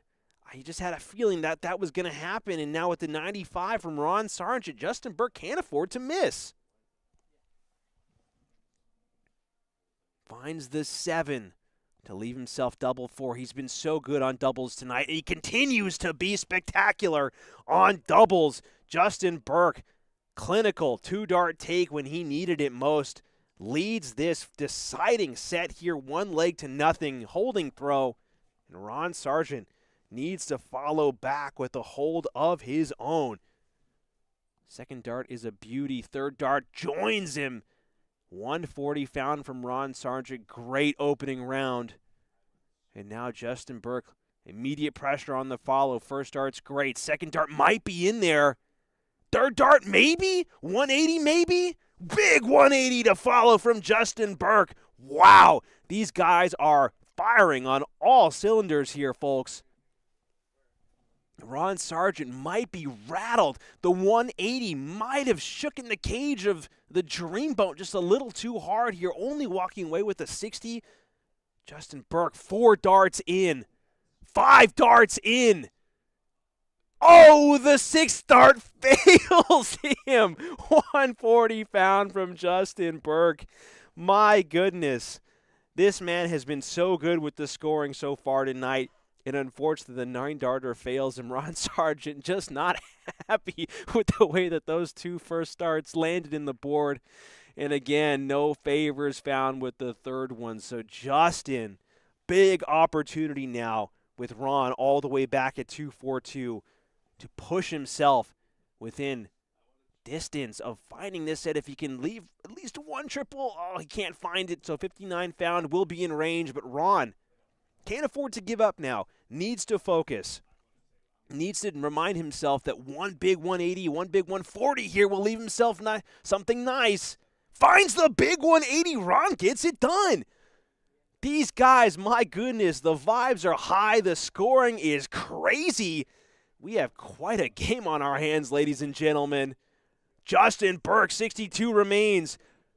Oh, that was not the right choice for Justin. He should have gone for 12, and he might be punished for it. Wanted to leave himself the bullseye there, Justin Burke. Is he going to regret that choice? 32 remains for Ron Sargent. Second dart just wide. And the third dart's just inside, so bullet dodged for Justin Burke, but he cannot afford to let this opportunity go the wayside. Needs to find it. 11 for double 16. Found for Justin Burke. So we are seeing the potential rebuilding of the Dreamboat. All of a sudden, leaks have reappeared as the waters have once again gotten turbulent. Justin Burke, my goodness, is on the verge of knocking the Dreamboat out here in Week 6 in the opening round, but needs to keep his emotions contained, needs to keep it steady. Only finding 40 off the line here. Ron Sargent playing some great darts, but needs to pick up the pace here. Cannot afford to have any more mistakes. Ron only finding 60.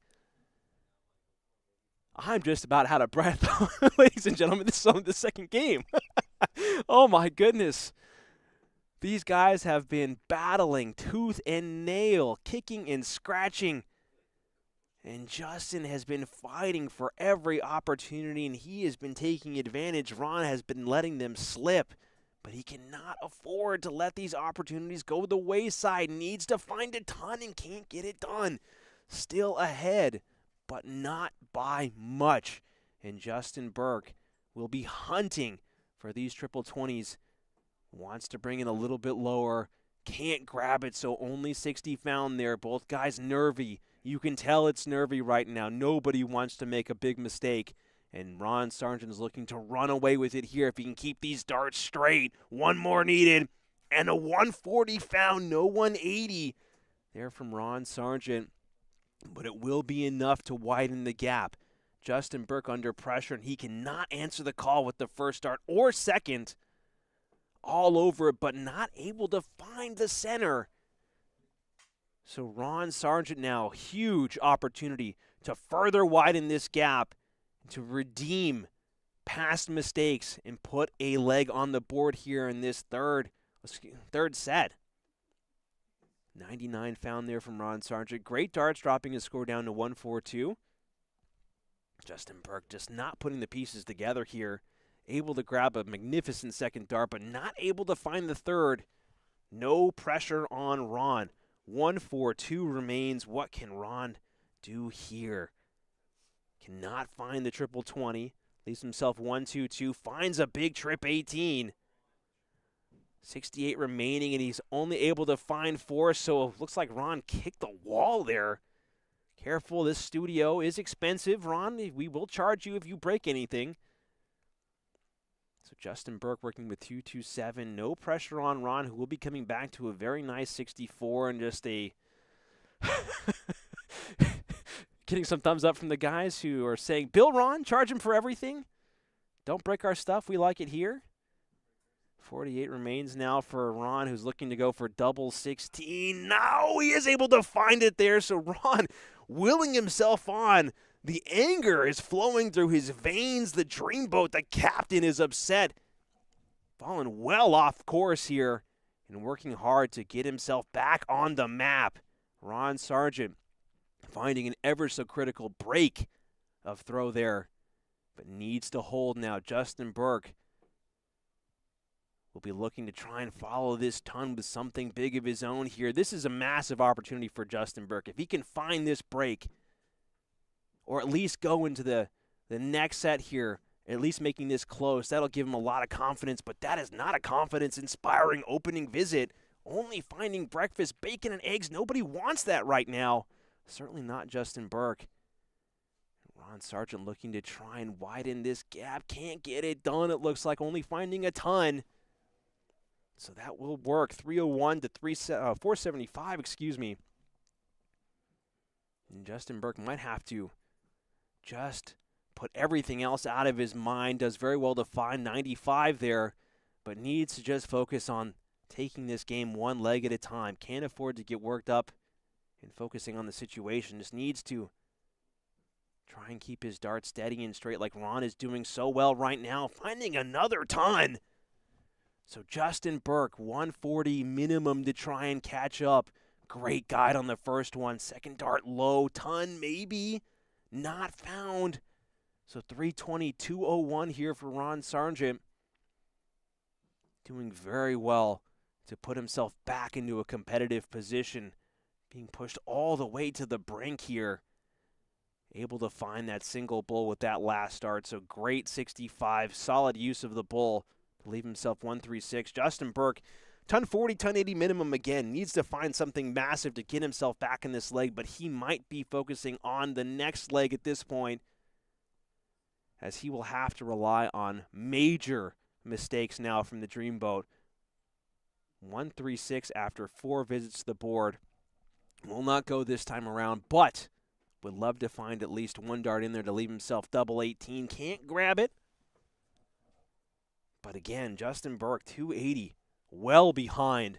Needs to find something to put the pressure on, and the one will just blow up the pressure. Not able to find anything good there. So Ron Sargent, 76 remains. He's been a little nervy on his doubles, but he will be locked in and focused. Finds the first dart. Double 8 now for the Dreamboat. And the second dart, no questions about it. That's about as clinical and as precise as it gets, folks. So now, this is going all the way. It's going the distance. Fist bump. Justin Burke to lead off here. 71.21. Mental break here. Wants the reset. We've seen him score so well in this game. It would be a real shame for Justin if he can't get it done. He does very well to find a ton there. So pressure on Ron now to try and keep pace. First dart just high. Great guide for the rest, Second dart just high. And the third dart finds its way in, so both guys leading off with a ton. Again, this is the tiebreaker, game-deciding leg here. Justin Burke just high on that first dart. Can't find the adjustment with the second. And he finds a critical, nervy third dart. My goodness, that thing might have bounced out. Ron Sargent now, again, under pressure to follow. Second dart goes well wide. And he can't find it. The third dart goes even wider, all the way across into the single one segment. So Justin Burke cannot be focusing on that. Needs to just focus on his scoring. Needs to keep these darts steady. Doing very well again to nab that triple 20 when he needs it. So 81, pushing himself closer, 235 to 365. Ron not able to grab a triple, needs to find it, does find the ton. I know I've said it quite a bit over the season, but every triple worth its weight in gold, platinum, diamonds, whatever precious gemstone that you can think of. These triples are worth their weight in it. And unfortunately, Justin not able to find anything there, so Ron is able to potentially come back and bring it close. Needs another triple. Can't grab it. Nervy third dart there. Not able to make that adjustment. 193 remains here for Justin Burke. First dart just low. Wants to elevate it. Very lucky to find 18 there. That was a wild, wild second dart. Not sure what he was going for there. Maybe the bullseye, but dodging a couple of bullets there. Ron, one triple you feel to put some pressure on Justin Burke. Wants to leave himself 105. Finds a solid third dart in that double bull for the 90 score. And now 135 remains. Justin, the first one to have a look. Can't find the single bull. 129 remains, and it's all starting to fall apart here for Justin, who's just not able to find critical darts. 104 remains. But Ron Sargent, 115, one triple minimum to make this sequence go.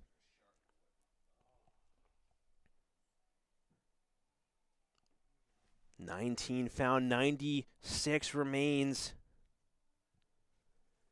Trip 20 needed here for the Dreamboat.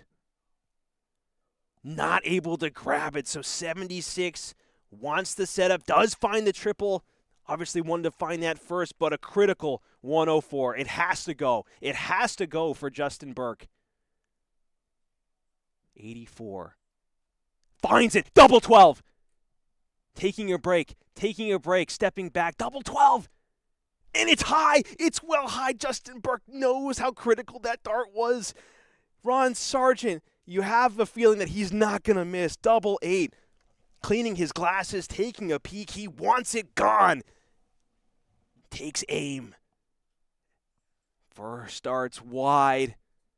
Second dart's right on the outside. Third dart's in there. Ron Sargent comes all the way back in this game. Justin Burke knows how close he had this guy. And Ron Sargent dodging bullets left, right, looking like Neo from the Matrix, going all the way. Pushed to the brink there. Wow, folks. I was just about to jump out of my seat if Justin Burke was able to take that double 12. Game of millimeters, this game. Game of millimeters. Not inches, millimeters. And Justin Burke was so close there, right at the end, to try and grab that spectacular 104. What a take that would have been. But Ron Sargent proving why he's been in the top 3 of Season 3 for so long, consistently finding those scores and those outs when he needs it. I'm looking at Justin right now, who comes around the corner, he just does that to me. And that's the type of action that we have here at the WPL week over week. If you are just tuning in live for the first time, you guys are being spoiled tonight. My goodness, what a game that was. That's certainly going up on YouTube and our website as one of the best matches that we've had in a while. Oh my goodness, folks. We are going to take a quick break, a little bit longer of a break this time to let the old voice here, the old pipe settle down and relax. But we hope that you guys don't go anywhere. We'll be back shortly after these messages for our semifinals coming up soon. See you guys in just a few.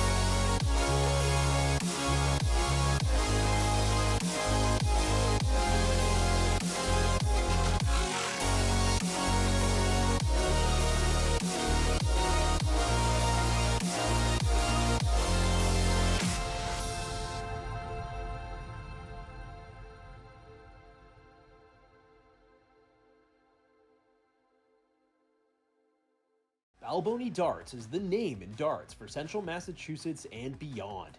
From dart sets and boards to accessories and apparel, they're the one-stop shop for any player looking to stock up or upgrade. Whether you're stepping up to the line for the first time or competing for trophies and checks, Balboni Darts is the store that the champion selects. Since 2014, U.S. Sports and Apparel has been helping teams, companies, and organizations look their best.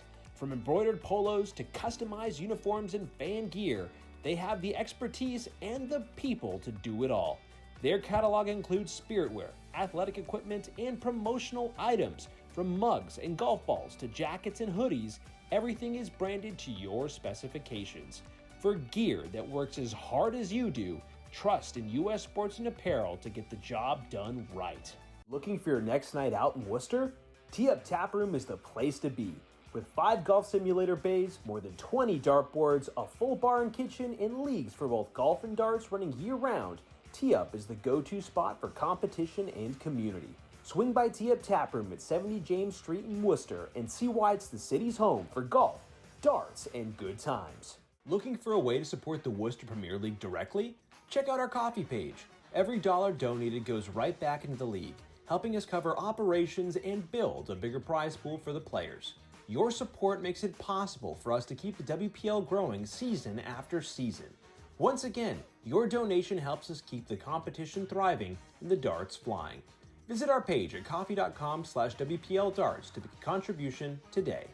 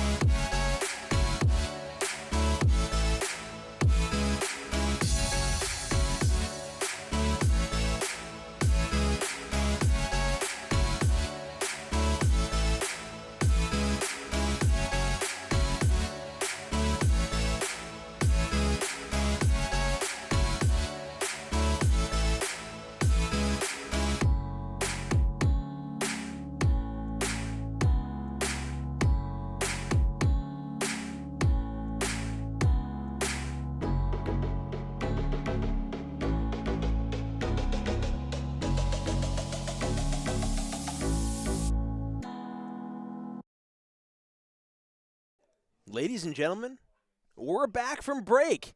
Hey there, folks. We're back from commercial break. My name is Stephen Marty Martinez. Thank you so much for joining us tonight. Wow. Just wow. That's all I have to say for the games that we've had so far. Wow. What an amazing game that we were treated to previously between Justin Burke and Ron Sargent. Justin pushing it right to the line, but not able to get it done those last moments. One dart at double 12 to seal the deal with 104, and he just couldn't get it done. But still, what a performance. Both guys, I think, in the low 70s in that game, which was significant. I mean, that's a great opening round game. But, again, Ron Sargent, the dreamboat for a reason. He has a whole crew of people used to those types of situations, and he got the job done there. He will be playing Joe Ricard in the semifinal on the other board. But for the streaming board in our next game, oh, you can see it. Smiles abound. Handsome dudes throwing darts. It's another day at the WPL studio. Rudge might have heard me there. Mike might have, they're laughing. They're having a great, grand old time. And again, this is the type of culture that we want to see here at the WPL. Again, everybody has been pushing each other so hard. But you know what? It's just competition.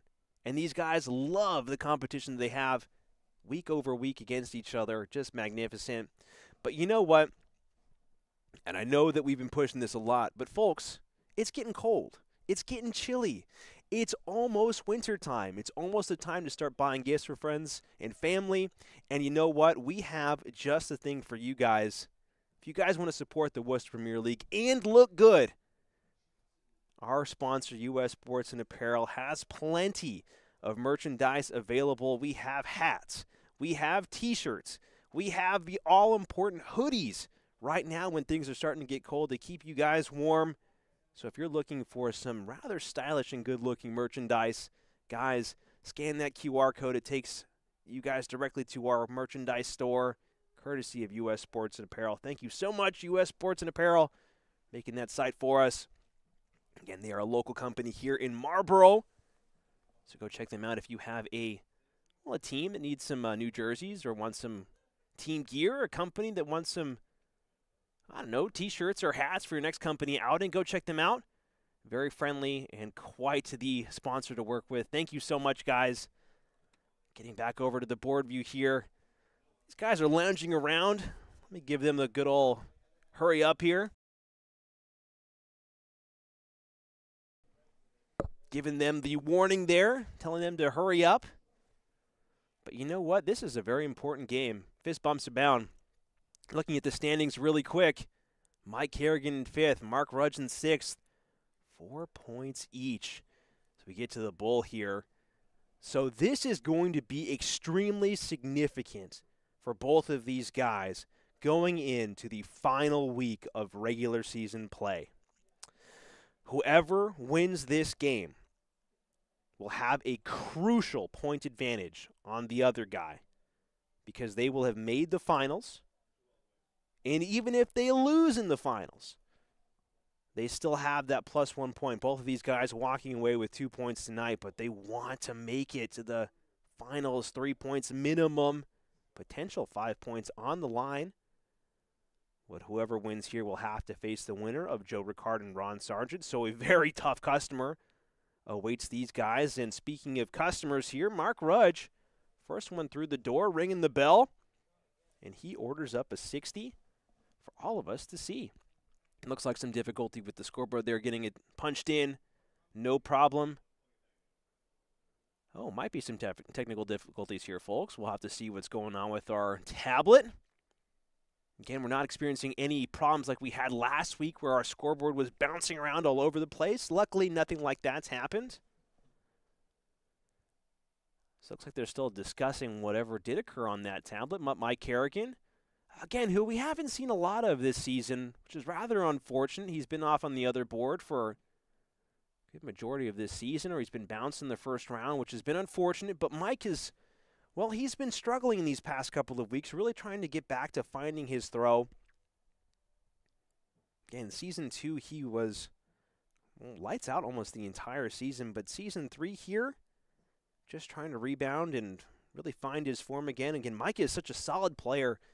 Doesn't really let up a lot of emotions into his game. Keeps it rather steady throughout the entire match. Great guy to compete against. Great guy to play darts with. But when he's on, he produces some fantastic darts. We just haven't seen that level to his game this season. Of course, right as I say that, he fires in a big 125. So reverse Caster's curse there. Caster's blessing, which does not happen very often. And Rudge, so unfortunate with that second dart clattering off that first one. But again, Carignan has been starting to become more composed as the weeks have gone by. Really started off in a rough spot in the beginning weeks here of the season 3, but as the weeks have gone on, his game has been starting to slowly get back to it. Finding these triple 20s, finding the doubles, finding the consistency that is so key and so critical. Able to walk away with a big ton there. 87.67 average after 3 visits, so great stuff from Mike Carignan. And Rudge looking to follow, can't quite keep these darts grouped, so unlucky. So opportunity now for Mike to really drop it within range here. Leave himself something nice to work with. 1 triple minimum you feel if he wants to leave something comfortable. Won't get it done with that first dart. Not able to find a trip with that second dart, but third dart looking to make the correction, and he goes well wide. Unfortunate there for Carignan. But opportunity now for Rudge with a big 140. Can leave himself something nice here. Second dart's just blocking that bed. Might choose to go around it. Elects to stay. Maybe not the right choice, leaving himself 214. Maybe trip 18 would have been better there. Get rid of the hanging 4. But Mike Carignan now 210. Both guys not at outs here, so some time to work their way through the numbers. Small corrections needed, and a rather large correction made by Mike. So unlucky. Makes the perfect move horizontally across, but ends up in that triple 1 segment. So unfortunate.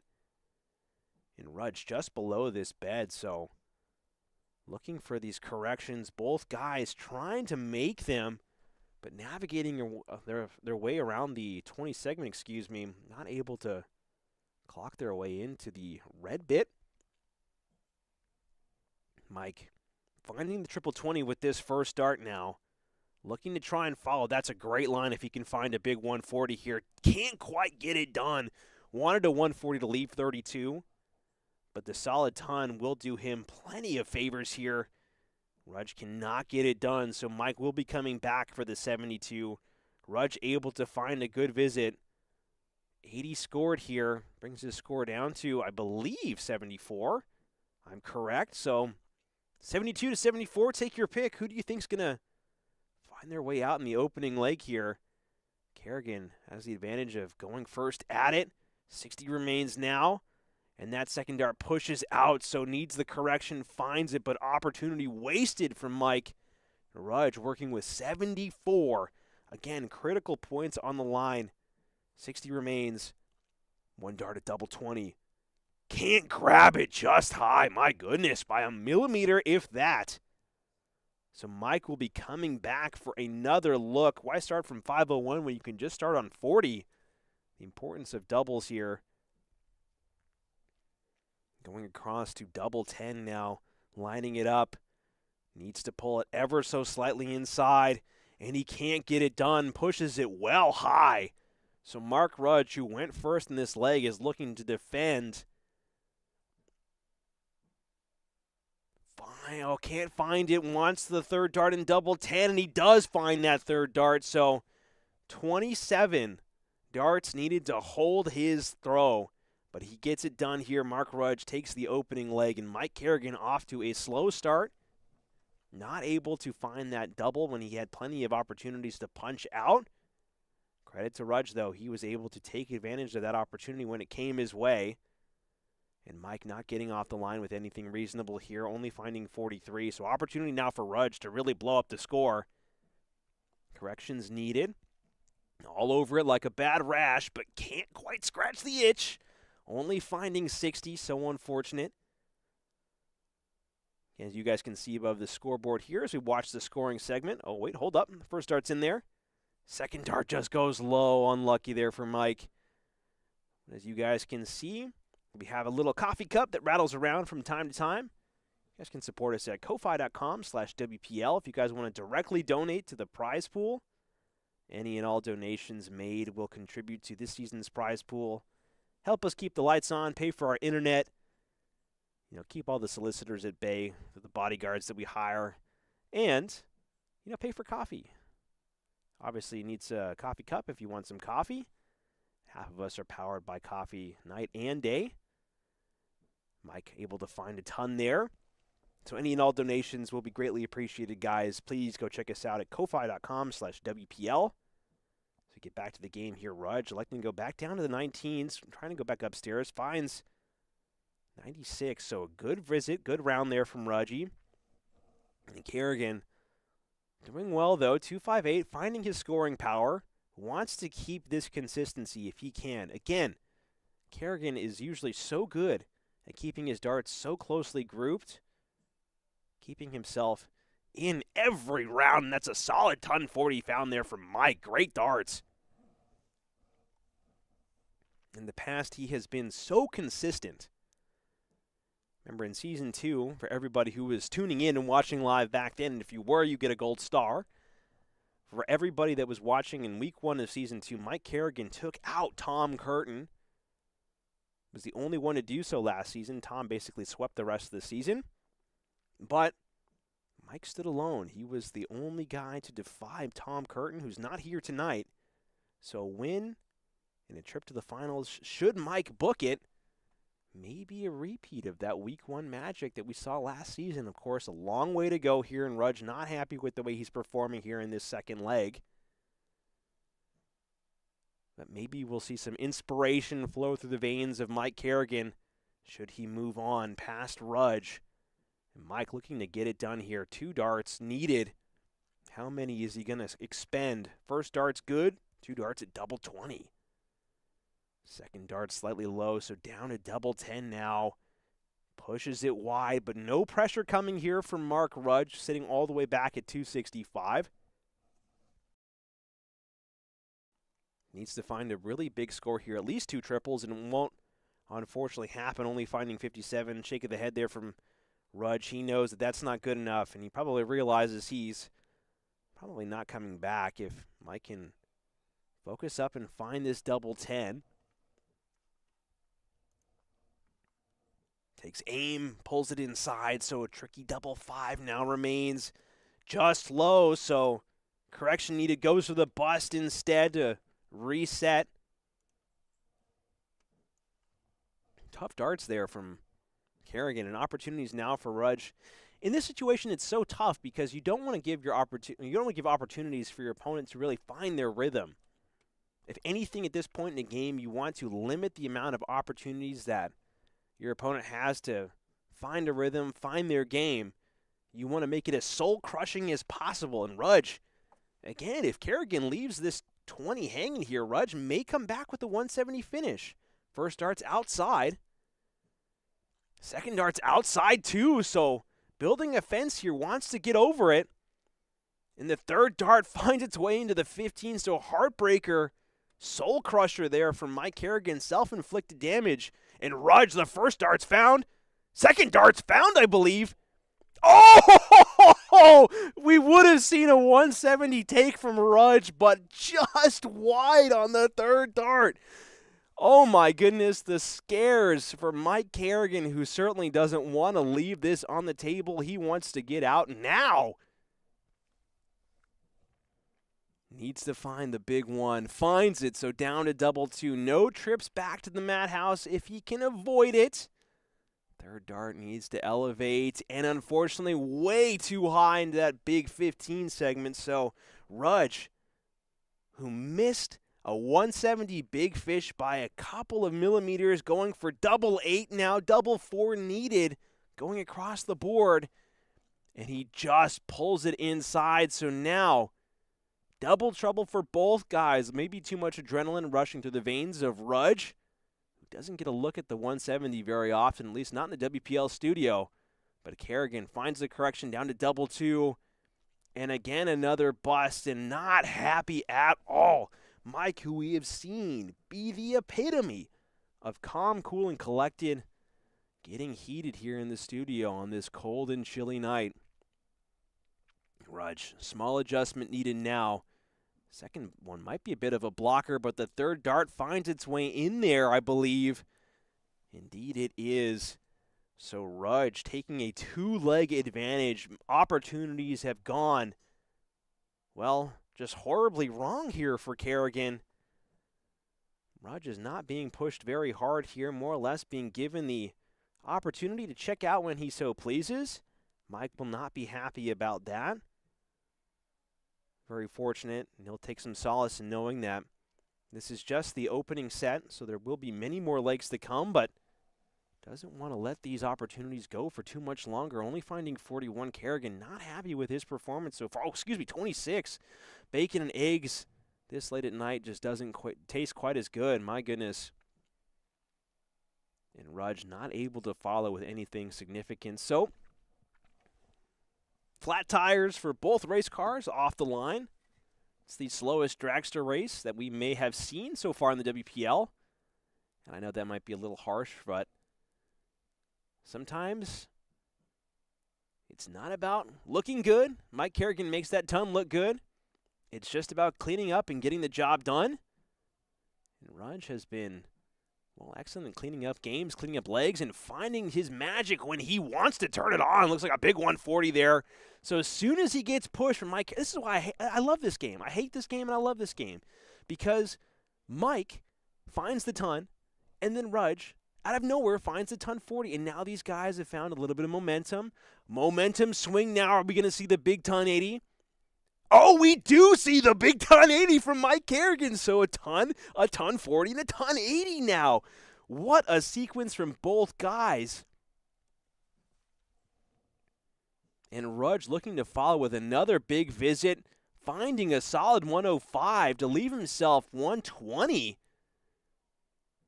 So these guys, here we go. This is what this game's all about, ladies and gentlemen. Sometimes you just need a kick in the pants, kick in the rear end, get a fire lit under your buttuckus, and get yourself in gear, man. Rudge coming back with a 120. Carignan doing very well to find a triple 20 there. So Rudge, 120 needed. So close at finding the 170. 120 a little bit more manageable. Needs to find the triple. Fortunately won't go, so a 60 will do quite nicely here. But Carignan hot on his heels with 100 remaining. Looking at the poll in the chat, everyone thinks that Mike Carignan is going to take this game. Would love to see some Rudge believers in the chat. Carignan tried to go for the double-double there. Again, we saw that earlier tonight. I believe it was Mark Rudge. Yeah, you know what? It was this guy. He took out Berto. 100 remaining, went double-double. It was so good.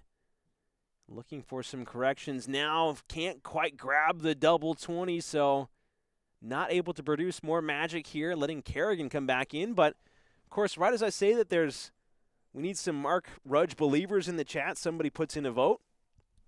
Thank you, whoever that was. Again, both guys have been playing pretty good tonight, so this can go anybody's way. Carignan double 5 needed now. Can't quite grab it. Just elevating a little too much on his darts. Comes down to his doubles. He's pushing more than we're all used to seeing here. Mark Rudge, 3 darts at double 10. Can he get it done? Needs a big correction here. And it looks like that one pulls well inside. Double 5 now. And shooting for the space station there. I would be worried for any astronauts in orbit. That dart was well outside. So Mike Carignan coming back to double 5 for another spin. And able to get it done with that first dart. So a solid solid break from Mike Carignan. Breaking the defense of Mark Rudge, who is now looking to hold his throw and level up this set if he has something to say about it. Mike Carignan, what can you do off the line? Even then, just keeping his dart steady and straight will do wonders. Big second dart there. And able to lead off the line with a ton. Great work there. Score update for everybody here. Ron Sargent is currently 1 set up on Joe Ricard. Both guys playing The low 70s. Ron with a 72.61. Joe with a 74.89. Come back to that when I have more updates. But for right now, Mark not able to follow the lead of Mike Carignan. Carignan just looking to keep some steady throws in, get these ducks in a row, find his rhythm, doing very well to keep that rhythm, finds 2 tons back-to-back visits here. Love to see it. All of a sudden, the Mike Carignan doubters in chat might be under pressure here. Carignan coming back with a vengeance, finding his way, making a game out of it. Rudge still within striking distance, but at risk of falling behind if Carignan can find a good visit here. First dart's pushed outside into that 5 segment. Second dart, massive over adjustment. And the third dart finds its way into a very safe single 20. So bacon and eggs for everybody, I guess, today. Denny's, IHOP, your local diner, it'll all work as long as you get some breakfast on your plate. And Rudge doing very well to find a ton. Solid darts there. 2.61 remaining, jumping in front just by a little bit. These guys are just so cheery, just laughing, having a good time. Love to see it. Carignan lining up now. Needs to try and keep this close. And by keeping it close, he needs a ton plus here would be nice, but only finding 83, so opportunity still for Rudge to get down to an out first. Ton, well, not minimum, but certainly will be aiming for it if he can at least find 1 triple here to leave himself 161. Can't get it done. Only finding 60, so Carignan on 192, Rudge on 201. This is really anybody's leg here. Just comes down to how consistent can these guys be. Carignan finds the big triple there, so 80 scored so far, 112 remaining. Does very well to keep those darts in a line, 92 left. Solid visit there from Mike. And Rudge needs to put some pressure on. First dart is a beauty. Second dart just low. Will be moving. Try to go for, I think, the single bull, but finds 96 instead. So good pressure. 61 remaining for Rudge. 105 remaining for Rudge. Scoreboard error there. But 92, very nice 92 remains from Mike. Looking for a triple 20 for double 16. 72 remaining now. We'll go to the 12s. Can't grab it, so 60 remains. We'll look to keep this dart straight.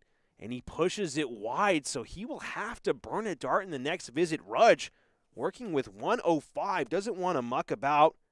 Wants to keep this as steady as possible. Finds 15, so a blessing in disguise. 90 remaining. Can't grab the trip 18.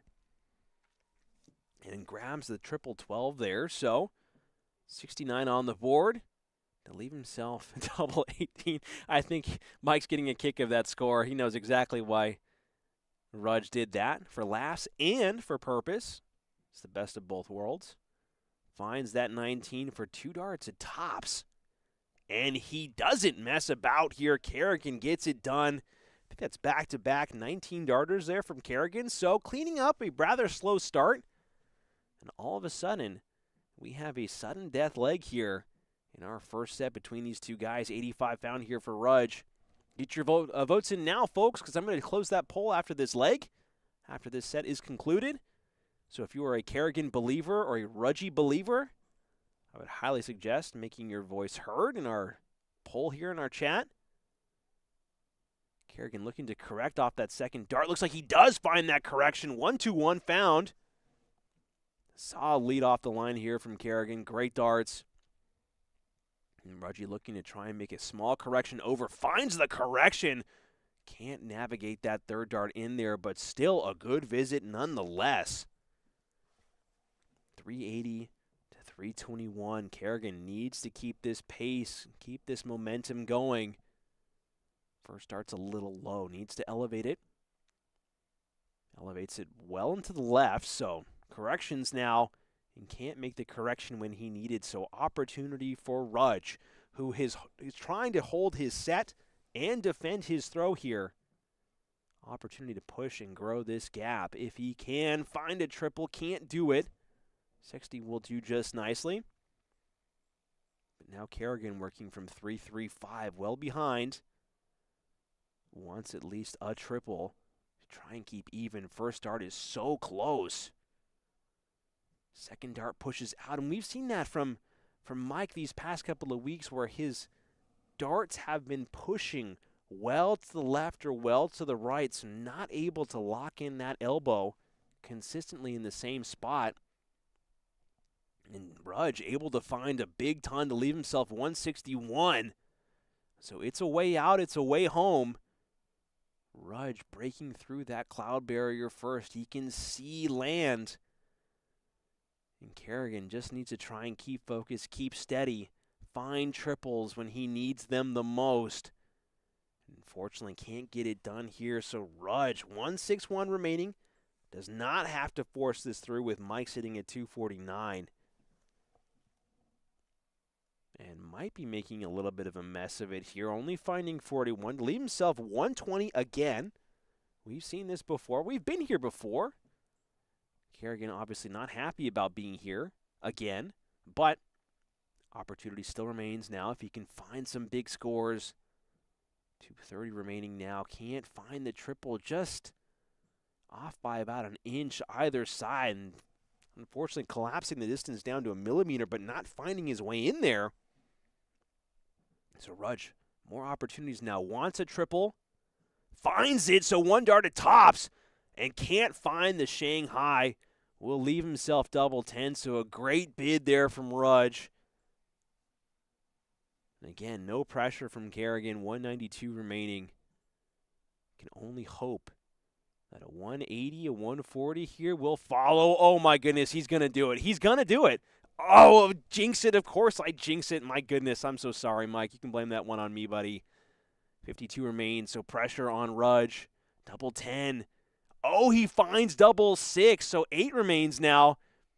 Down to double 2. So a trip to the madhouse for Mark Rudge. Unexpected detour into the Hotel of Horrors. Did not want to go there. Spooky season indeed for Mark Rudge, and Mike Carignan looking to capitalize on these mistakes. Well, High needs to bring it down, and he can't capitalize, but Rudge is in a terrible position here. Double 1 is so tricky. All roads lead to double 1, and he gets bit in the second. Oh, that's why we don't throw those. Rudge, we don't throw those second darts because you always hit it on the second one. Oh, no. He might be tilted. He might be frustrated, but Mike Carignan looking to keep it cool and looking to get out here. 2 more darts at it. Going down to double 10. Not able to find it, so tricky doubles here. In the latter half of this leg, my goodness, Rudge goes low again, so not able to find it. I'm so sorry, folks, to all the children at home who can read lips, avert your eyes. Do not repeat the words that you see on your screen. And Carignan, double 5 needed now. Goes high, needs to bring it low, does not want to miss. Misses, so now he needs the correction. And he finds the correction, so leaves himself 4. Rudge, 3rd time on the spin here. Double 1 needed. High, needs to make the adjustment, and he goes low again. Frustrating end here for both guys. Opportunity for Carignan now. If you can't win the ugly ones, you don't deserve to win it all. And Carignan looking to get out of this leg. Goes low. Goes high to the madhouse as well. And he pulls it inside, so we have seen double 2 and double 1 terrorize these gentlemen tonight. And Rudge gets it done. He just says, wow, not even thrilled about being one set up here on Mike Carignan. You know what, folks? I can't say I blame him. That is not a good feeling to be stuck on double 1. Doesn't matter if you're streamed, if you're playing and practicing at home against Dart Connect. It just sucks to be stuck on double 1. But Rudge showing some great mental strength there to keep it together and find his way out of that leg, much to the enjoyment of everybody. Being stuck in an endless double one battle is just awful. But now Rudge will be playing for the match here if he can find 3 more legs. Carignan, more opportunities now to try and keep it together, but letting some of the frustration show.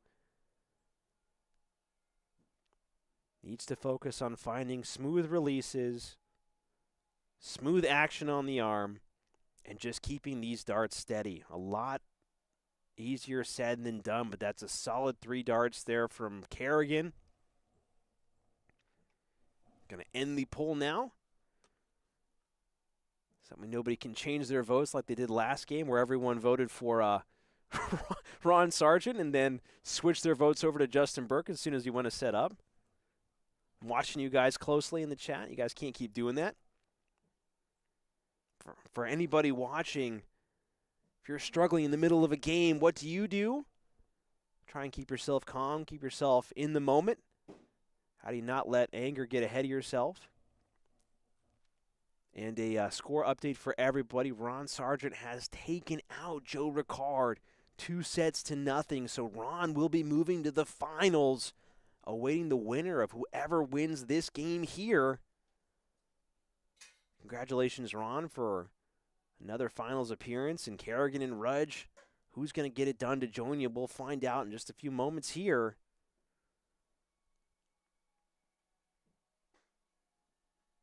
And Carignan looks like not able to grab a second triple 20, only able to grab 85. So Rudge, opportunity to jump back in front now, needs to keep these darts steady. Not able to find it with those first 2. Can't find the switch, wrong side of the wire there. So unfortunate there for Rudge.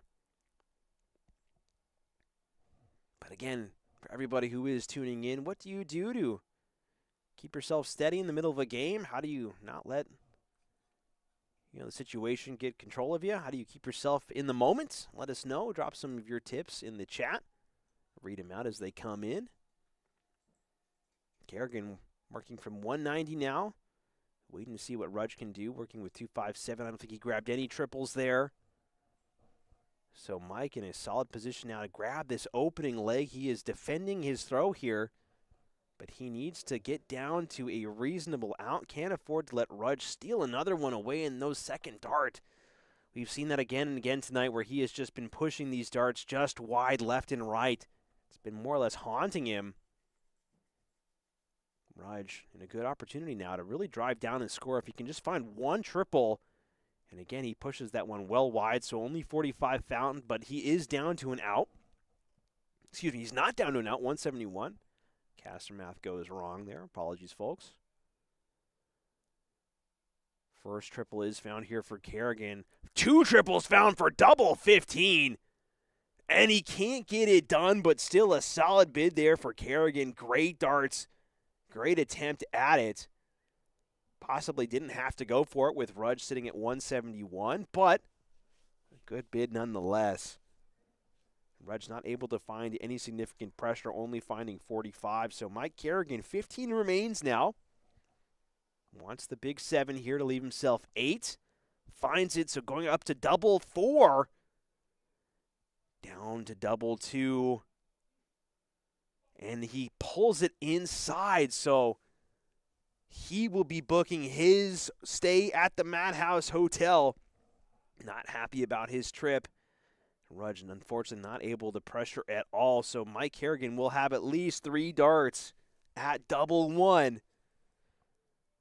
Should he choose to not extend his stay, maybe the complimentary breakfast is just to die for and he wants to stay there a couple more times. But shooting high in the first dart, needs to drop it in.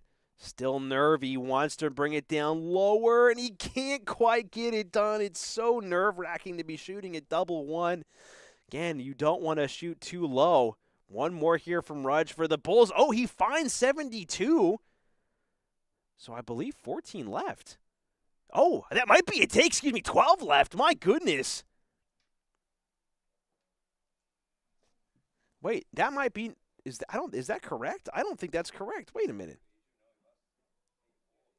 I don't think that was correct there from Rudge. We might be doing some scoreboard wizardry here because I don't think that was right, everybody. That's 84. And he needed 86. So Rudge, with the miscount, leaves himself double one. Oops. And Carignan looking to try and clean up. Can't get it done. Needs to find double one on this last dart.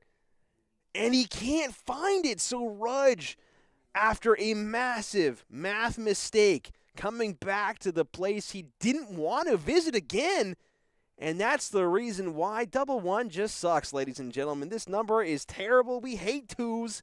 Terrible twos. And Carignan, another opportunity to get out of the way here. And he drops it well low. So unfortunate round there from Carignan and Rudge. Who's going to keep it together? Who's going to keep it steady? Rudge needs to make the correction. He finds it with that second dart. So Carignan, opportunity's gone. Just not able to keep his arm steady. The back half of legs here. Credit to Rudge, though, as he keeps it cool and he finds his way out of another madhouse trip and leads off with a solid ton here in this second leg. And, you know, it's really easy to get on the guys for not finding their way out of double ones or leaving themselves bad math and whatnot. But in the moment, in the situation, you can talk to anybody who plays competitive darts at a rather high level. It is so difficult to keep your mental state in order in a place where you can reliably count numbers quickly and keep the rhythm of your throw. And I feel like that's a part that is so tricky about this game. Mike looking for the big 180. I think he finds 140, so all over it. But that is one of the greatest skills that any dart player can have, is being able to do the math, know the math by heart, being able to recognize those patterns, and also able to keep your rhythm. So again, double one is such a rhythm breaker because you are so worried about shooting low, finding that instant bust. Mike finding some great rhythm here. Solid 135. Mike is upset. My goodness. Rudge will have to do a lot to try and catch back up. But being able to keep your rhythm in such a difficult situation like double one is just, it's a skill. So a lot of credit to Rudge, who's able to punch his way out of that situation 2 times now, but a lot of credit given to Carignan, who's able to keep his rhythm, keep his mental state. Solid place here as he looks to bring this 166 down to a much more manageable bite here. Wants an 18, can't quite grab it, only finding 81, but still solid darts. After 4 visits to the board, Mike has left himself 85. So this is the Mike Carignan that we're used to seeing here at the WPL. And Rudge not able to really produce anything productive there, only finding 44. So Carignan, this is his set to lose now. And Carignan honestly can't afford to let this one go the wayside. Finds the single bull for 60 remaining now. Interesting way to go, but if it works, it works. And he wants tops, and he finds it, 85. Rather unusual algorithm, but Carignan gets it done. Solid darts there from Mike. I don't think I've ever seen 85 go single bullseye first. I can understand the reasoning behind it. I've just never seen it in practice. So credit to Mike, showing all of us tonight new ways to go about the same old routes.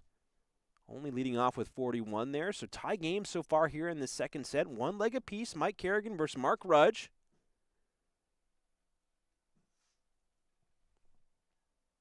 Only able to find, I believe, 83, which is better than 41 from Mike. So a lot of work to do here from Carignan. Killa in the chat saying this man did shots. Let's go, Mike.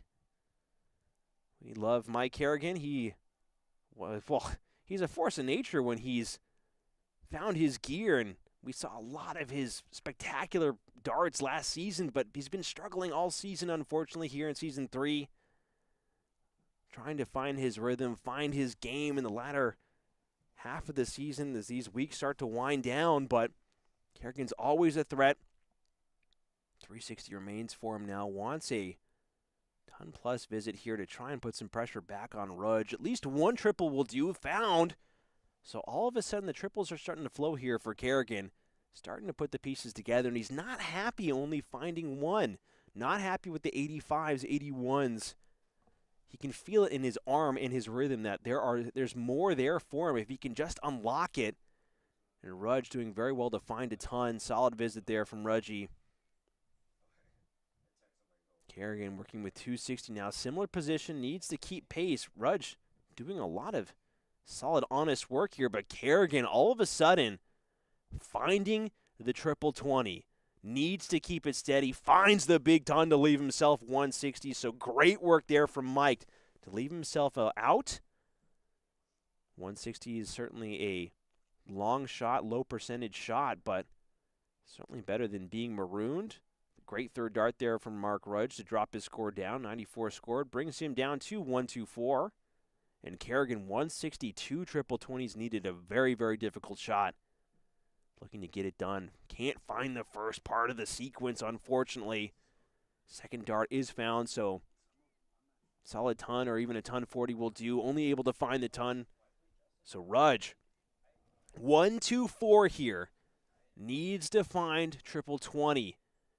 And unfortunately, that bid is over. So trip 19, maybe for the correction, elects to go fives. Only able to grab 28 there, so he does drop his score down to 96.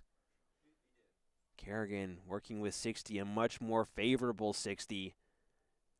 That might be a big one. So going down to the 19s for the correction. Back up to double 20 now. Can't afford to let this go. And he finds it with that third dart. Wandering around the board, but he eventually finds his way home, and Carignan is making a play for this second set. Rudge under pressure here, and he might be leading off with a big 180. Puts that third dart a little too high. That would have been fantastic, folks, if Rudge was able to find that big 180. And Carignan looking to try and keep pace here. Rudge might be putting Mike under immediate pressure, forcing him to follow with something big, but looks like Mike's not able to find the pieces to put this together. Unlucky visit there, only finding 60. Mark Rudge looking to build off of this momentum. Does not want to let this set go easy here for Mike. Wants the challenge for every leg, every throw. Mike, of course, doesn't want to let Mark come back into this set. He wants to close it out here if he has the choice. Great second dart there from Mike. Tries to stay there, but the flight's proving to be too difficult to get around, only finding 81. Rudge not able to find that first dart. Second one's in the 20 segment, but needs the big correction and can't force it through. So opportunity now for Mike to try and punish Mark off of a rather slow visit there. Only 100 points back, so certainly well within range. Might be a good guide. Might be a block, though. Finds the second dart. Great work to get around that first one. A great way to find two in there. Solid ton 40 from Mike Carignan, who had to work to get around that first dart. Brings his score down to 220. Awesome, awesome stuff there from Mike. Rudge now can't afford to have any slow visits. Needs to keep this going, and that one will be crippling in his efforts as he tries to run away from Carignan, who's now 1 point back. At one point in this leg, he was 100 points back. Carignan's average has been creeping up. He's been finding his rhythm right at the right moment. As soon as I say that, Caster's Curse pushes that dart into the 5 segment. So sorry, Mike, unfortunate there. And Rudge finds a very critical first dart. 2 in there. Does he want the 180? You know what? He goes for it. And he's only able to find the ton 40, but still doing very well to drop his score down to 79. First one at an out. Carignan can only look and watch in horror. Can only try and set up here from 175. Must go down. Does not want to stay there. Might be staying there. Going down instead. And finds the big 137. So great answer there from Carignan. Solid darts from both guys here. 38 versus 79. So I believe 66 remaining now. Wanted the big 16, but only finds the big 7. So no bullseye forced attempt here from Rudge. Potentially critical mistake. Unlucky for Mark. Finds the 19. But now Mike Carignan, the question is, does he split or does he go straight at it? Does he find the 6 or does he want double 19? Looks like he's going straight for it. Finds 7, so disaster. 31 remains now. Finds 15 to leave 16, double 8, 1 dart. Can he get it done? And he pushes it outside, so Rudge will be coming back to tie up this set and force a last leg decider in this set. If he can find it down to double 10 now. Finds the dart. Second dart is in that double 10 segment, so we are going the distance in this set. My goodness, what a close game between these guys. It hasn't been spectacular, but you know what? It's been close. Both guys having to rely on mistakes. Both guys finding really good visits. Both guys finding some pretty good outs, too. It's just been so nip and tuck the entire game so far. Carignan only finding 60. Rudge looking to get off with something greater. If he can manage it, he wants to drop that dart down. Drops just a little too far down, only finding 45. So advantage Carignan, who is holding his throw here in this final leg of this set. Might be inside. I believe that dart's inside. 2 inside. Trying to make the adjustment down. Finds the big adjustment down. Locking in a ton. And now Rudge under pressure. 4, 5, 6. That dart into the 1 segment's not going to do him any favors. Looks like he only walks away with bacon and eggs. Breakfast is found there from Rudge. The worst possible time. Now Carignan, opportunity to really push this advantage. Doesn't want to let up on the gas. Wants to drive this home. Ton 40 will do quite nicely, but he finds the big... Look at the emotion there from Carignan. We love to see it. Not where he wanted to put that dart, but he was angry. Obviously shows how invested he is in this game. Doesn't want to let this go.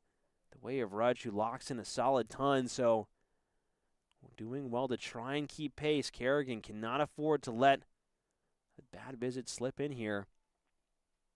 Great guide. Wants to go the other way here. Wrong way for Mike. And only finds 60. Brings the score down to 200 even. Mark Rudge working with 330.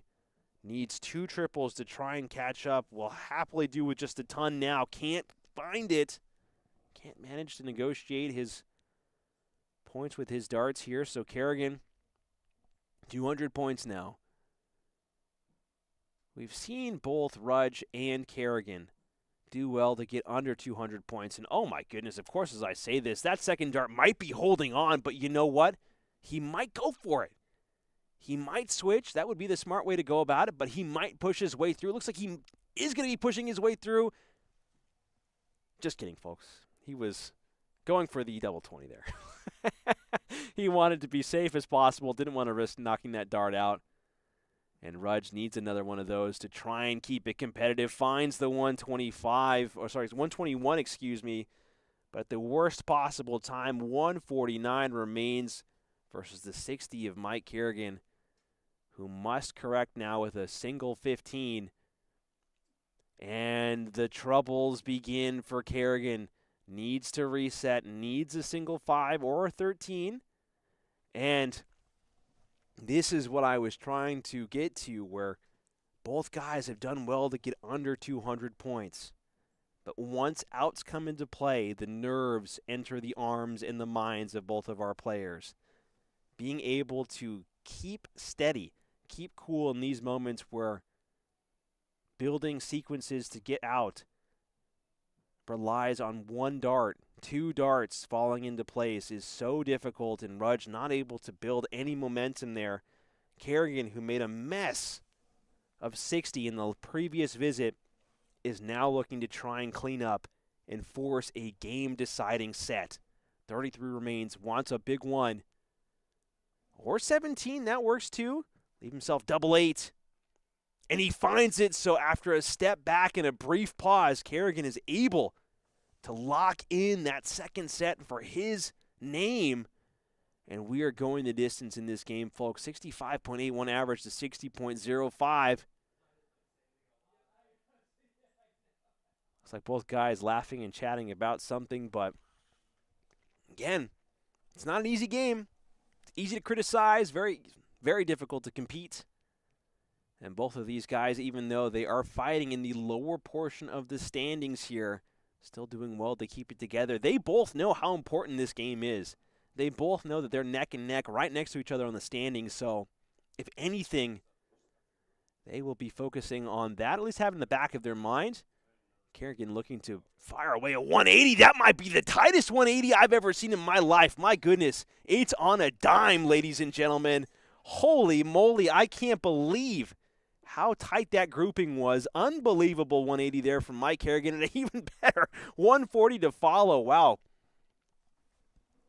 Both guys out of nowhere blowing up the scores. Here we go. Carignan, 4 darts in.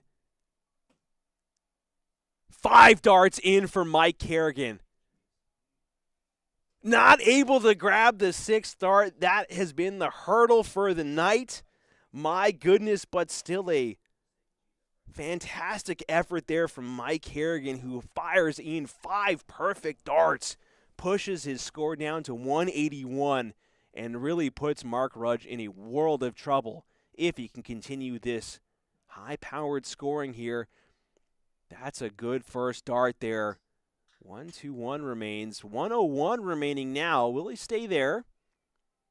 Elects to stay, can only manage to find the trip 5, so 95 fired in, but still, this is looking to be a great, great leg here for Mike Carignan. Rudge under a lot of pressure, not able to produce the goods when he needs to most. 86 now. Carignan going to be going 18s for sure. Well, 82 remains now, so 14s or 20s. 24 found now. Leaves himself 62. Not able to find the trip 10, so 42 will remain, but no pressure coming from Mark Rudge all the way back onto 5-2. Excuse me, 52 remains for Mike Carignan. My apologies, ladies and gentlemen. And Mark, one more of those will do nicely, but he's not able to grab that second one, only finding 95. So Carignan, opportunities. 52, Rudge, 157, long shot chance. 12 is found, so 2 darts at tops now for Mike. Finds it with that second dart, so that's a spectacular 14-dart leg from Mike Carignan, who's been struggling all night long. Finds the pieces, puts it together, and fires in a 14-darter. Great, great work from Carignan. Rudge needs to respond with something big of his own, as that was a break. Rudge was looking to defend his throw. Well, when your opponent fires in a great leg like that, that's pretty tough. Not able to find that switch. Carignan exploring the low. Oh, my goodness, that's a 13. Ouch. Nothing good there from Carignan, and Rudge able to immediately respond with a ton. So putting up a fight. Rudge is looking to try and battle back, looking for an immediate break. Carignan might be full of adrenaline here as he looks to try and repeat the performance he had in the previous leg. Not able to find that ton. So unfortunate. And so Rudge looking to continue this momentum. Finds a critical first start. 2 in there. Come on, Rudge. And he just can't grab the ton 80, but the ton 40 will do nicely. So both guys, momentum swinging in both guys' direction violently here. And here comes Mike. Not able to grab the critical second triple 20, but able to grab a triple 18. Wow. Solid darts here. Carignan wrestling control of the momentum, but Rudge, immediate answer. Second dart gets a little wild, but the third dart cleans up nicely. 81 brings his score down to 180. Carignan all the way back at 294 now. Needs this high-powered scoring to continue if he can get it done. Small correction needed, just moving slightly to the right. Not far enough, so this is looking to be a pretty bad visit if he can't grab it, which he can't. Only finding 40, so Rudge, some more time to carve out something rather nice to work with. Might be a great guy, but that was going wide, not able to find the triple 20 all over it. Dropping his score down to, once again, 120 points. Carignan, 254. Goes low on that first dart, wants to try and bring that second dart up.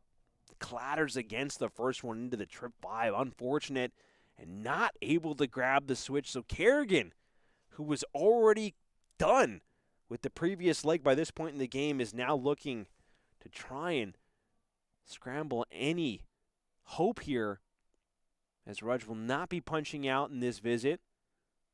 We'll want at least one more 20. Likes to go for the 16s. I approve of that route. I understand what he was trying to go for there. Wanted to leave himself 32, but would that have left 32? I'm not sure, actually. Caster math, unfortunately, after 9 o'clock doesn't work out so well. Need a calculator on me at all times. And Carignan only finding 24 here. Not happy with the way that this leg has developed. Rudge working with a very nice 64. Does he go double 16, double 16? Oh, my goodness, I would do that. He finds trip 16 to leave double 8, and my goodness. Well, Rudge certainly knows a lot more about this game than I do, folks, because he made that look easy. Solid take there from Rudge, and a great answer. 17-dart leg to answer the 14-darter of Carignan in the previous one. And it's looking like we're going to have another game that goes all the way in the deciding set here. So 81 found there from Rudge. What can Carignan do to answer? Carignan opened up with an immediate break on Rudge, and Rudge broke right back. So now pressure building here. But Rudge proving to be steady so far, needs to keep it going. Wants the small correction down, not able to grab it, so only finding 60. But if Carignan is not able to find at least one triple here, he's going to be in a pretty tough spot. Might be serving as a blocker more than anything else. Goes well high. Does very well to find that third dart right in the rightmost corner of that segment. I might have switched to the 18s, maybe gone down to the 19s, but again, these guys know their throws better than anybody else, and he felt confident in navigating through those flights. Paid off in spades there, so credit to Mike, who's now pushing to catch up. First dart is looking good. Second dart's low again. And looks like that third dart deflects off the flight out into that one segment. Rudge, 279 remaining, ever so slightly behind. Can't afford more of those. And goes downstairs, but he can't find the switch. Looks like he was already in the motion of throwing when his eyes switched, so maybe not lining up his throw. Getting punished for it. Carignan finds a beautiful first dart. 2 darts in there. 171 potential, finds the big 171. Solid darts there to leave himself 104. Spectacular visit from Mike Carignan. My goodness, and Rudge looking to immediately answer, can only find 66. So tough there for Rudge. Was on the verge of making that look real good. But now Mike Carignan, 104.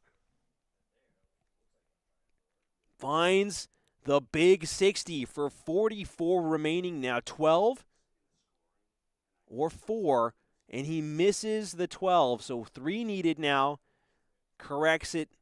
Looks like right on the wire there, but he does make the correction to leave himself 32. And Rudge, who is stuck, no way out, 185, wants to move, elects to stay there to leave himself 85, relying on Carignan. Well, botching this double 16 attempt, which I have a feeling he's just not going to do. Double 16 needed. Plenty of space to walk it in.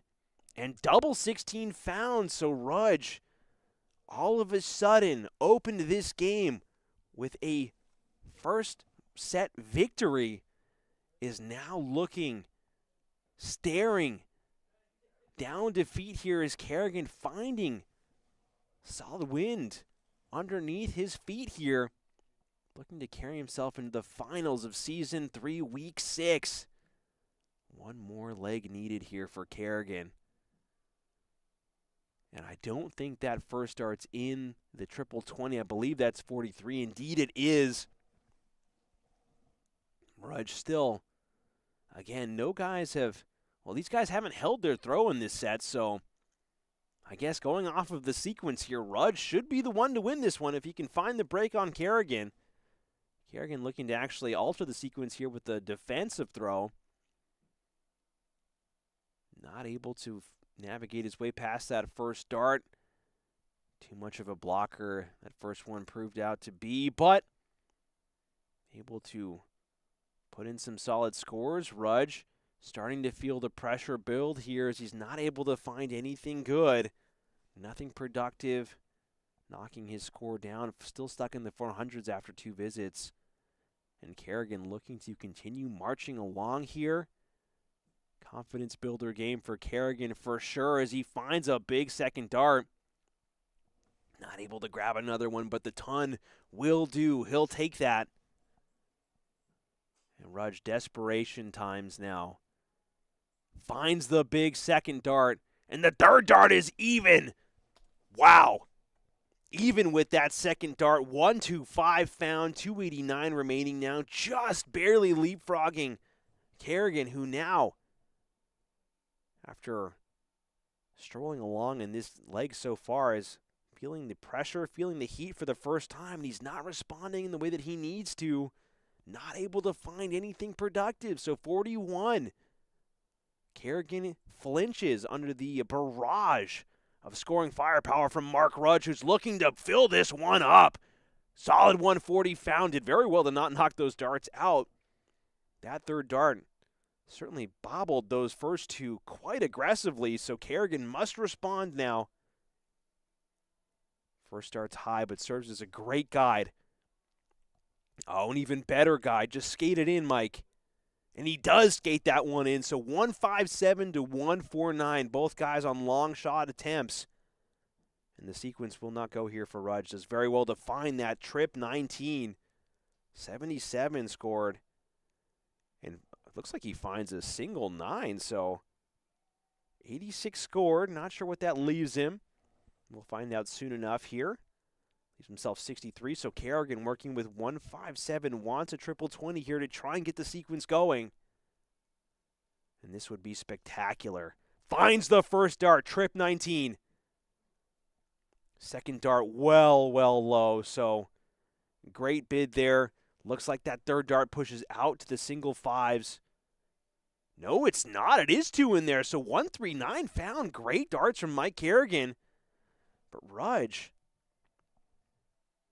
oh my goodness, and that is the one thing that you absolutely do not want to do. When he missed, I think he was trying to go for double-double. I'm not sure. I'm honestly not even sure. But you do not want to miss. Keep it on the island, Gilligan.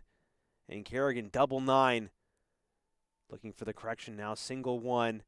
And that might be a bust. That is on the wrong side of the wire. So Carignan not happy with his efforts. One man's misfortune is another man's delight. And Rudge looking to capitalize, and that is just a horror show. Not happy. It's Halloween week, and we have seen the phantoms, we've seen the ghouls, we've seen all the ugly come out to play here. And Carignan once again trying to find his way out. Able to get it done with that second dart, so what was so close there for Rudge, opening with an opening set victory, not able to convert that momentum into a match victory. So tough darts there for Mark Rudge, but congratulations, Mike Carignan, who gets the one up on Rudge and gets crucial points as we get further into the season here. I believe Rudge now sits 1 point below Carignan in the standings. We'll have everything finalized after the matches tonight. Looking to have everything completed by tomorrow morning, but it's getting close, folks. And Carignan was able to secure a crucial victory. But he'll be looking for the greatest prize of them all, at least in the regular season, and that's a nightly win here in Week 6 here at the WPL studio. But before we get to that, commercial break, we'll have a few short messages, and we'll see you guys all very, very soon. See you guys in a few.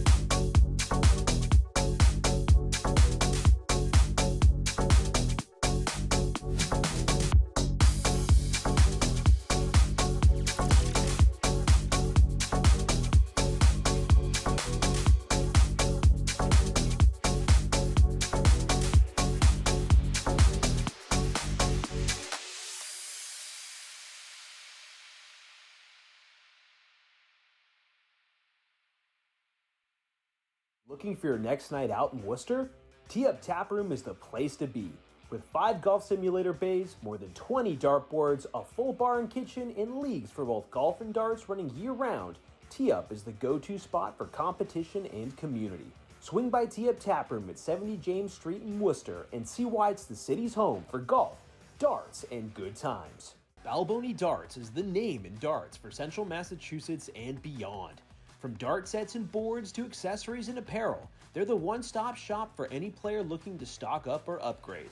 Whether you're stepping up to the line for the first time or competing for trophies and checks, Balboni Darts is the store that the champion selects. Since 2014, U.S. Sports and Apparel has been helping teams, companies, and organizations look their best. From embroidered polos to customized uniforms and fan gear, they have the expertise and the people to do it all. Their catalog includes spiritwear, athletic equipment, and promotional items. From mugs and golf balls to jackets and hoodies, everything is branded to your specifications. For gear that works as hard as you do, trust in U.S. Sports and Apparel to get the job done right. Looking for a way to support the Worcester Premier League directly? Check out our coffee page. Every dollar donated goes right back into the league, helping us cover operations and build a bigger prize pool for the players. Your support makes it possible for us to keep the WPL growing season after season. Once again, your donation helps us keep the competition thriving and the darts flying. Visit our page at coffee.com/WPLdarts to make a contribution today.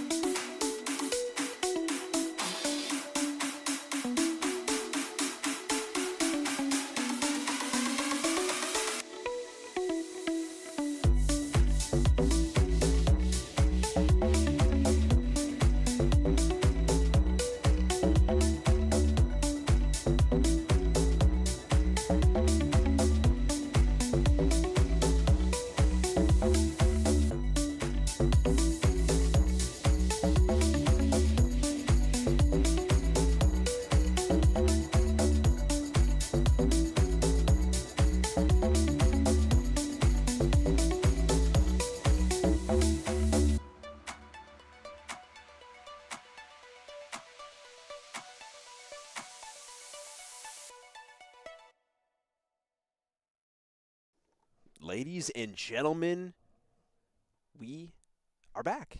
Hey, Stephen, Marty, Martinez here. Thank you guys so much for being here on Week 6. We are just about to start our final game between Ron Sargent and Mike Carignan. Mike, we haven't seen a lot of in the past couple of weeks, but he has clawed, kicked, scratched, and battled his way all the way to the finals to face off against the Dreamboat. But before we get to that game, and believe you me, these guys are warming up, getting their throws in right now. Look at the focus of Mike Carignan right here, practicing his bowls. My goodness. Before we get to that, though, this has been our bracket for tonight. Unfortunately, we do have two individuals that were not able to play tonight. Tom Curtin is currently competing internationally. He's in Budapest right now. Congratulations, Tom. We've been watching and following along. Been playing quite well, and we're all proud of you, so keep it up. Continue to show the rest of the world why USA Darts is, well, we're pretty damn good at this game, you know. Nick Soldo, unfortunately, not able to participate tonight. He is currently out with injury. So Mike Carignan got a bye in the first round, but he did get it done in that semifinal against Mark Rudge, taking out Rudge 2-1. Rather close game, though. Rudge actually pushed him pretty hard. Took that opening set there, had a 1-0 set lead, and Mike was able to battle all the way through. On the other side of the bracket, Ron Sargent had a very, very close game against Justin Burke. My goodness, Justin had a dart at the match. 104 to win the whole thing, and he missed double 12. Ron was able to come back and pip it right at the very end there. So Ron, opening round win against Justin Burke, faced off against Joe Ricard, and unfortunately for Joe, he got dropped 2-0, 74.46 from Ron, 73.80 from Joe Ricard. So close game there.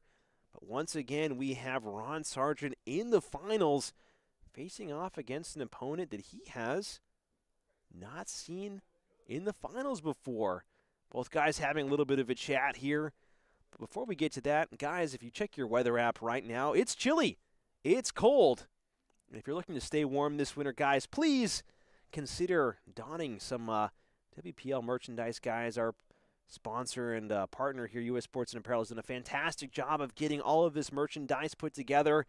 If you look at the board view, we will have our Season 3 commemorative jerseys up for sale pretty soon here. The Dreamboat's rocking it, looking fantastic. He's basically a model with all those movements. My goodness, he's going to watch this back and be embarrassed that he's putting on a live show for us. But guys, if you scan that QR code, that'll take you guys directly to our merchandise store.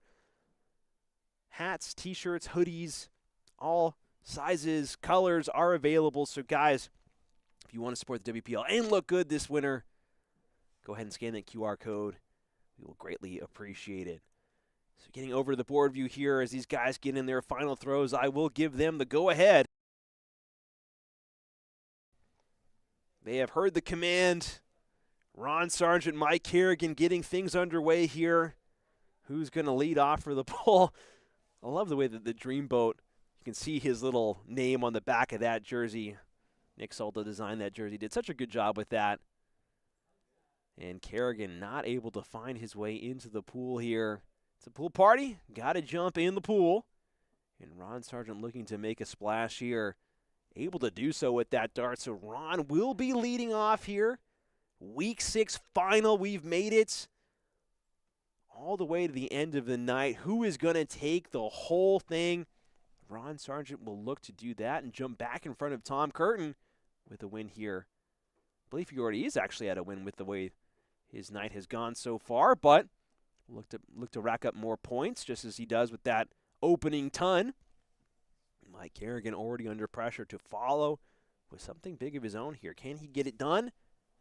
We shall see. Carignan, again, as the night's gone on, he's been finding his darts, finding his rhythm, and that's really just a nice ton there from Mike, able to sneak that third dart in there. And that's really just kind of a microcosm of how this whole season's gone for Mike, where opening couple of weeks was really not shooting very well, not able to find his rhythm, not able to put 3 darts together. But as the weeks have gone on, as these nights have gone on, he's been able to build on confidence, build on some good visits, build his game back to the point that we saw him perform at in Season 2, where he was a serious challenger every single night. So Mike Carignan not going to try and let this opportunity slip him by. Certainly wants the whole lot of points here. Only able to find 60. But Ron Sargent, man, he took the time off in between. Ron saying hi. He's saying hi to everybody at home.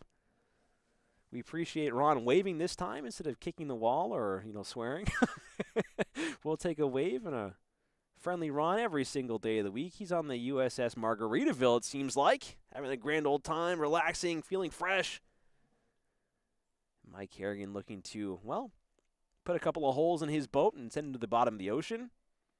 Because even though these guys are friends, they are still competing for a nightly win here at the WPL, and that means a whole lot to these guys, and it'll certainly mean a lot to Mike. If he can find a big 5 points, oh my goodness, I think that guarantees him out of the relegation risk zone. So we'll have to see The stats get so confusing. The standings get so confusing as we get closer to the end of the season. But Ron not able to find anything worthwhile, only finding 60.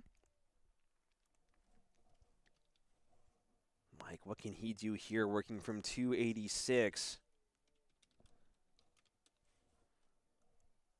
Not able to find a good first dart. Second dart is a fabulous correction, though. Wants another one. Not able to grab that third dart, but still a great visit. Saving it with that second dart.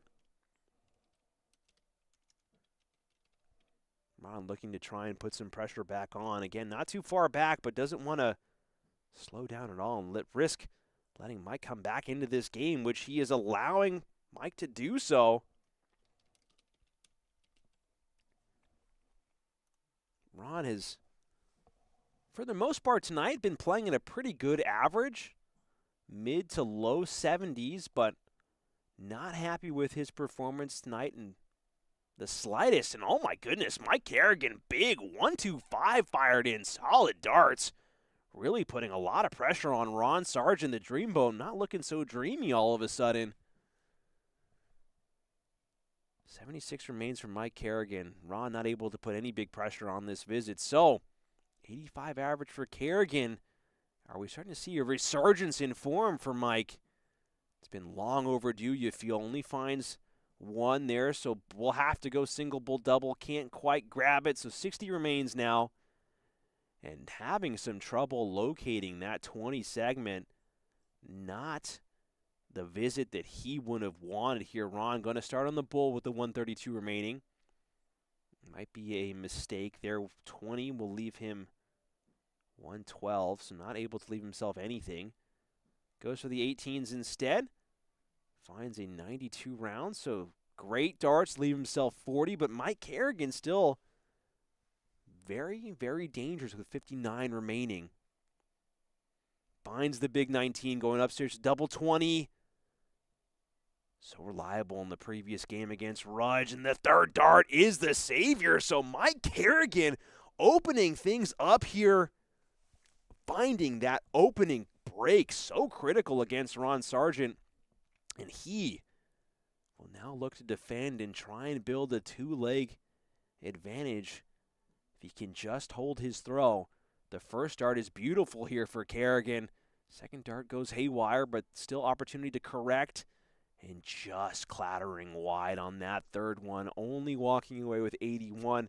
But this is what I'm talking about. We haven't seen a lot of Mike Carignan over the past couple of weeks, and I feel like it's been a real shame. Mike has been so hit or miss with his darts, but as these weeks have gone on, his game has gotten better. We've seen brief glimpses of the Mike Carignan from Season 2.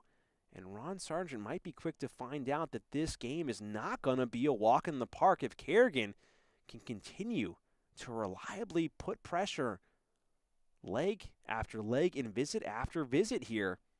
But Ron does very well to find that first dart. Second dart, well wide, and the third dart not cooperating either, only finding a ton.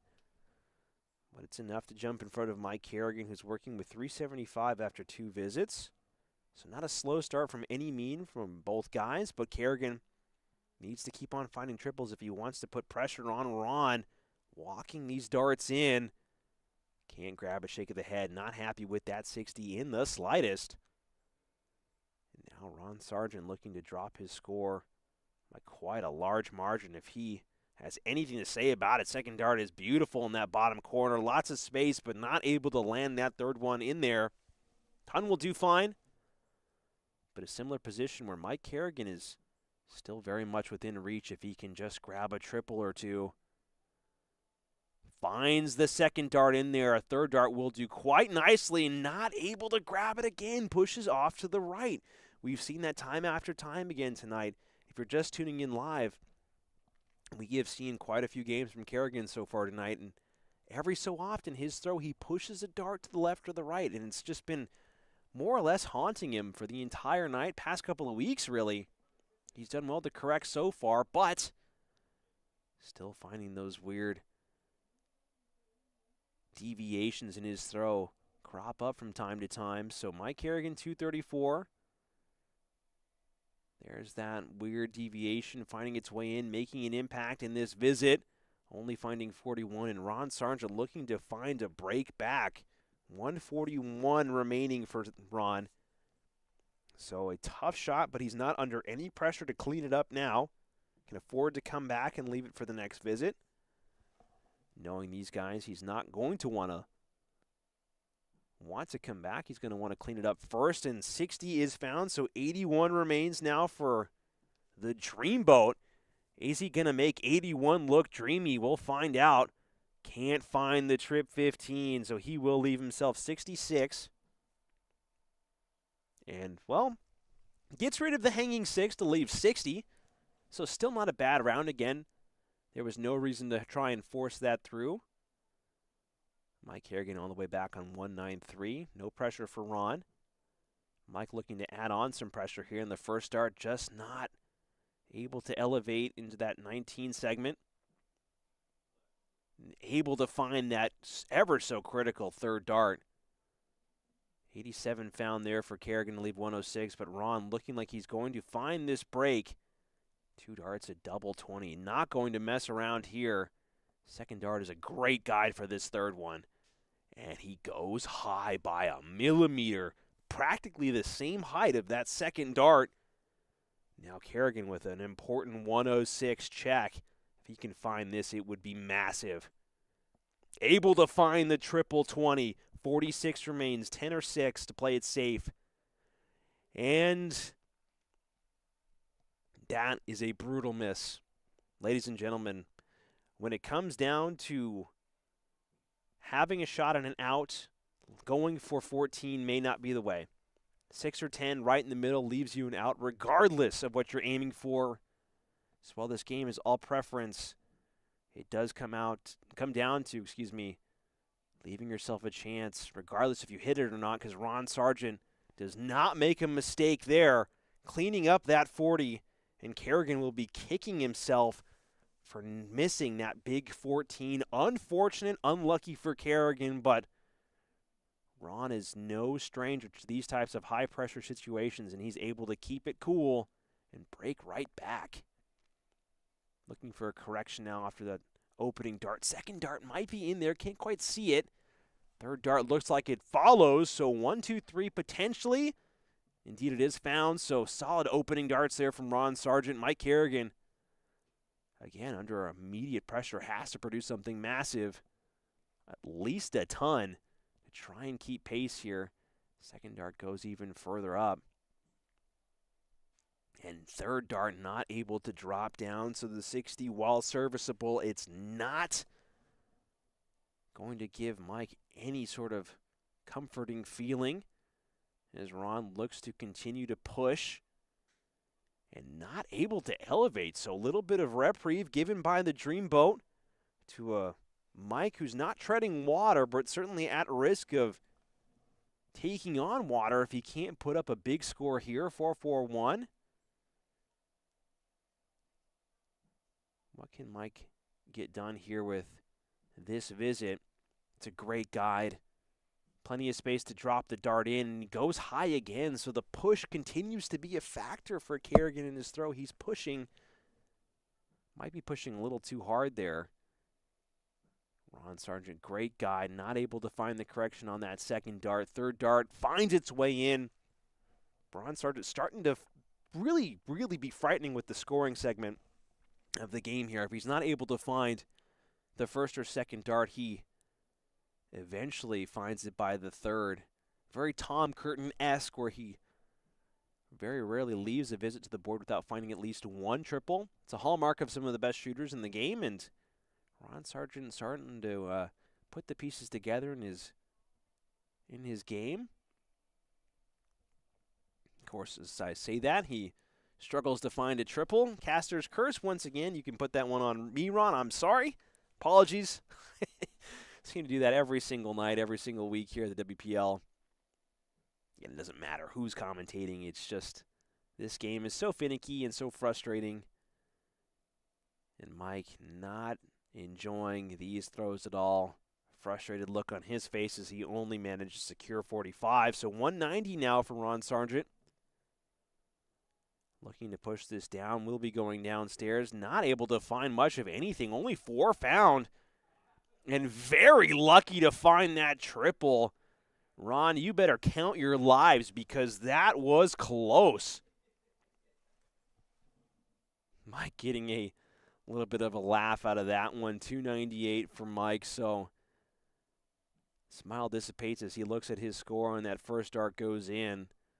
Not happy with the way his darts are flying. Great third, so both guys producing visit-saving third darts, but Ron Sargent critically at 129. Wants a triple 20 to leave a double bowl, but he doesn't have to force it. Can't find it anyway, so will stay there. Finds 59 to leave himself 70. Carignan all the way back at 228. No way home here for Mike. Can only look to add pressure, and with 70, that's a mid-range take. Not as easy as it looks.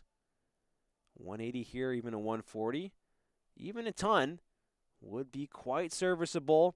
Able to find the big 140, so solid darts there from Carignan. Able to get it done, put some pressure on.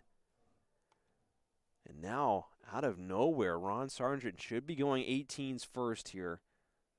That would be the recommended way to go. Finds 6 instead, so a little confusing there. 64 remaining. Goes for the trip 16. Probably should have gone 14 bull, given now that Mike is on a rather workable 88. So tough round there for Ron, not able to get it done. The 18 with 70 remaining. If you find that big trip 18, you leave 16. And if you hit the big 18, you need to hit 20 to leave double 16. So if you have 70 left, consider 18s next time. Carignan 88 remaining now. 88 minus 25 leaves him 63, so 13 bull. Has to try and force the bullseye attempt. So is Mike going to do what Ron was not able to do in the previous visit here? Double bull remaining for Carignan to try and push him 2 legs up. Not able to find it, only finds a single bull. Good attempt there from Carignan, but not able to get it done. So Ron Sargent, 41 remaining now, 9 double 16 is the recommended way. Or 1 double 20? You know, why not? Goes for the 1. This is the Ron way of doing things. Second dart, a millimeter up again. We've seen this before. But he doesn't stay there. Ron finds that double 20 with that third dart. Makes it look good. And both guys almost dead even in the averages. Mike actually, because he wasn't coming back for another visit there, able to keep the higher average but still lose the leg. So both guys playing very closely. Go anybody's way if Mike can just keep it together and find some consistency. Not able to find that critical third dart in that triple segment. So, Ron Sargent opportunity now to lead off in a favorable manner here, but not able to put these darts together. Can't grab it, so only 45 found. Both guys meandering around in the averages, not really producing the same quality, the same standard of darts that we saw in their previous games. Carignan trying to force that dart in there, but pushes it outside again, 41 pound. And Ron Sargent again will have another opportunity to push his darts into a massive points difference here, but needs to find another one. Can't do it, but the ton will work. The ton is serviceable. Carignan now more or less forced to respond. Can't afford to keep having these 40 visits. Well off on that first dart, pushing into the 18s. Second dart just not finding these corrections. And the third dart basically runs down to the 19s for cover. The cover shot does work, doesn't find the triple, but does find the big 19 in that sequence of events. Big 19 is the cover. Ron able to find the big second dart. The third dart not able to squeak in, only able to find 66. Ron not satisfied with that one bit. Even though he is growing his lead, Mike Carignan still not too far away. If he can find one big visit here, he will elect to stay on those 19s. Finds a big triple, wants another one, and locks in 95. So a good visit will push slightly ahead of Ron Sargent, I believe. But still, opportunity now for Ron to push himself further down the line. But the 43, well, it's brutal. It's not looking good here for Ron, who has given up some softballs to Mike Carignan, who's looking to capitalize the struggles of the Dreamboat, who's starting to take on water himself here in these oceans. Solid trip 18 found here from Mike Carignan, looking to stay there. Pushes outside and finds two triple ones. So not good, only locking in 60. I mean, it is 60 points. But you can see where the deviations really start to wreak havoc on Carrigan's throw. Unable to fire away with a big 139. Great darts there from Sargent.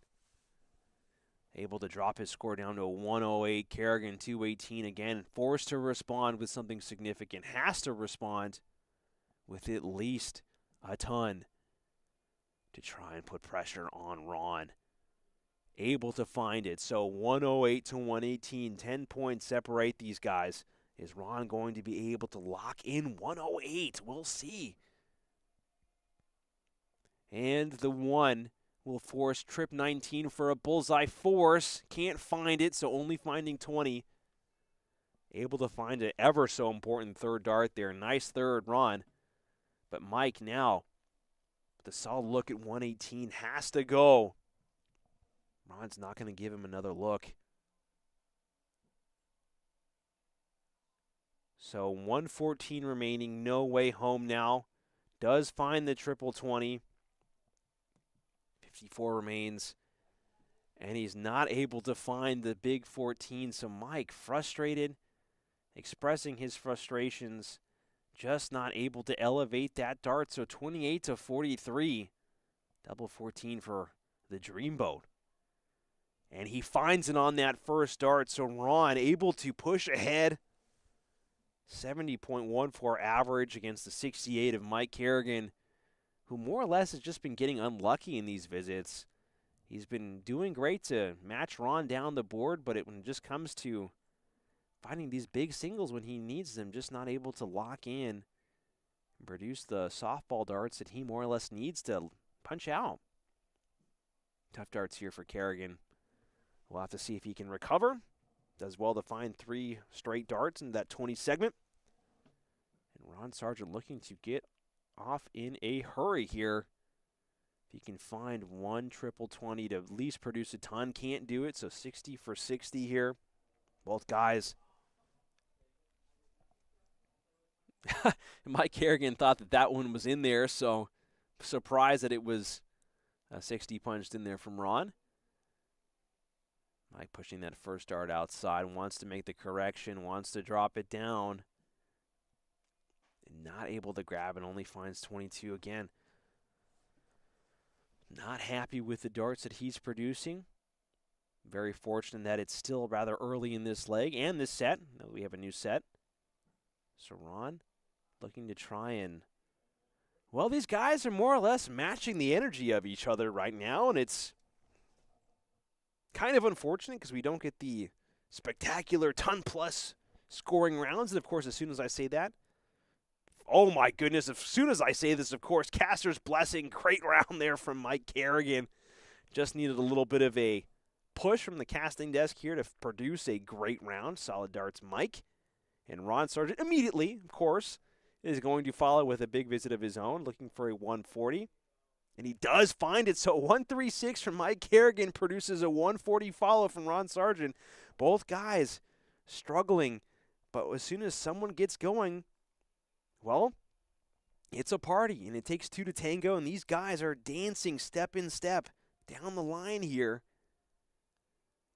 Unlucky second dart there from Mike. And he does very well to find that third dart. That is a spectacular switch up from those 19s, finding that triple 20. So quite a reach, but did well to walk away with 90. Ron Sargent now under pressure. Has to produce at least 60 points or greater. That's the idea. Get down to an out and just can't do it, unfortunately. So 196 remaining here from Ron Sargent versus the 193. Mike theoretically should be at and out first. He is looking to hold his throw. So this is more or less Mike's leg to lose. I guess and set to lose, because Ron did have the opening set advantage. Mike not able to find anything worthwhile there, only finding 27. So opportunity gone, not even leaving himself an out. 166 remains. Ron Sargent will most certainly get down to at least an out with those two darts there to leave himself, well, it doesn't matter now, but he leaves himself 96. With those two darts fired in, he would have left himself 156. But now 166 remains for Mike Carignan, who's just been struggling, floundering here in the back half of these legs. Looking for at least a ton. Not able to find it. Pushes it wide once more. And now Ron Sargent, 96 remains. With the big five found, must go down to the trip 17s here to force a bullseye attempt. Can't find that trip 17, so 22 found. 74 remains, so 14 recommended. Finds it to leave himself 60, but now again, the opportunity goes back to Mike Carignan. 1, 2, 3. This is not an easy out. Very, very tricky. Which way will he choose to start? Looks like the 19s first. Finds 19 to leave 104, so trip 18 needed. Can't find that trip 18, so 86 remains now. Should have stayed there to try and force 32. Elects to go 20 instead to leave 66.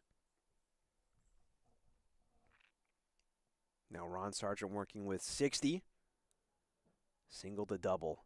Finds it, does very well to keep that out of the triple, but now double needed and just low. So double 10 across the board. And he pulls it inside, so Carignan opportunities now. He cannot afford to let this 66 go. He is holding his throw, but he needs to mount the defense now. 66 remains. First started trip 10, you feel? Thinking about which way he wants to go. Lines up his shot. Finds 48. So 18 remaining now. Mike, in a way that we've not seen 66 taken before, double 9 remains. You have a feel that this might go, and he pulls it inside for the correction and elects not to correct, but to bust instead. So the frustration coming to roost here for Carignan. Unfortunate. And Ron Sargent looking to clean up this 10. Shoots well high on the first dart. Second dart finds its way into the double 20. Muscle memory there. Unfortunate darts there from Ron Sargent. And Mike Carignan, who maybe shouldn't have thrown away those darts, now comes back to an awkward 66. Finds the 16 for 50 left. Finds 10 for one dart at tops. And he can't grab it. He is about an inch low,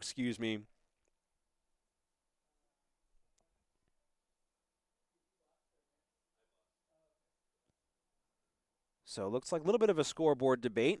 Not sure what's going on with those guys, as Ron is just bopping his head, just hanging out, vibing to the music. And now looking to take out this double 5. We'll see what he can produce here with these darts. Goes high once again. And finds it with that second dart. So Ron Sargent now needs 2 legs, finding the first round break. 29 darter there, so not spectacular darts, but once again, if you can't win ugly, you don't deserve to win at all. So Ron getting it done, capitalizing on missed darts from Mike Carignan. As he looks for 2 more legs to find himself another nightly win here Ron Sargent, 2 in there, all of a sudden starting to flow and can't find the 140. But still a solid leadoff here. And both guys having a little bit of a laugh. Love to see it again. So much tension, so much stress as these guys fight every single leg, tooth and nail.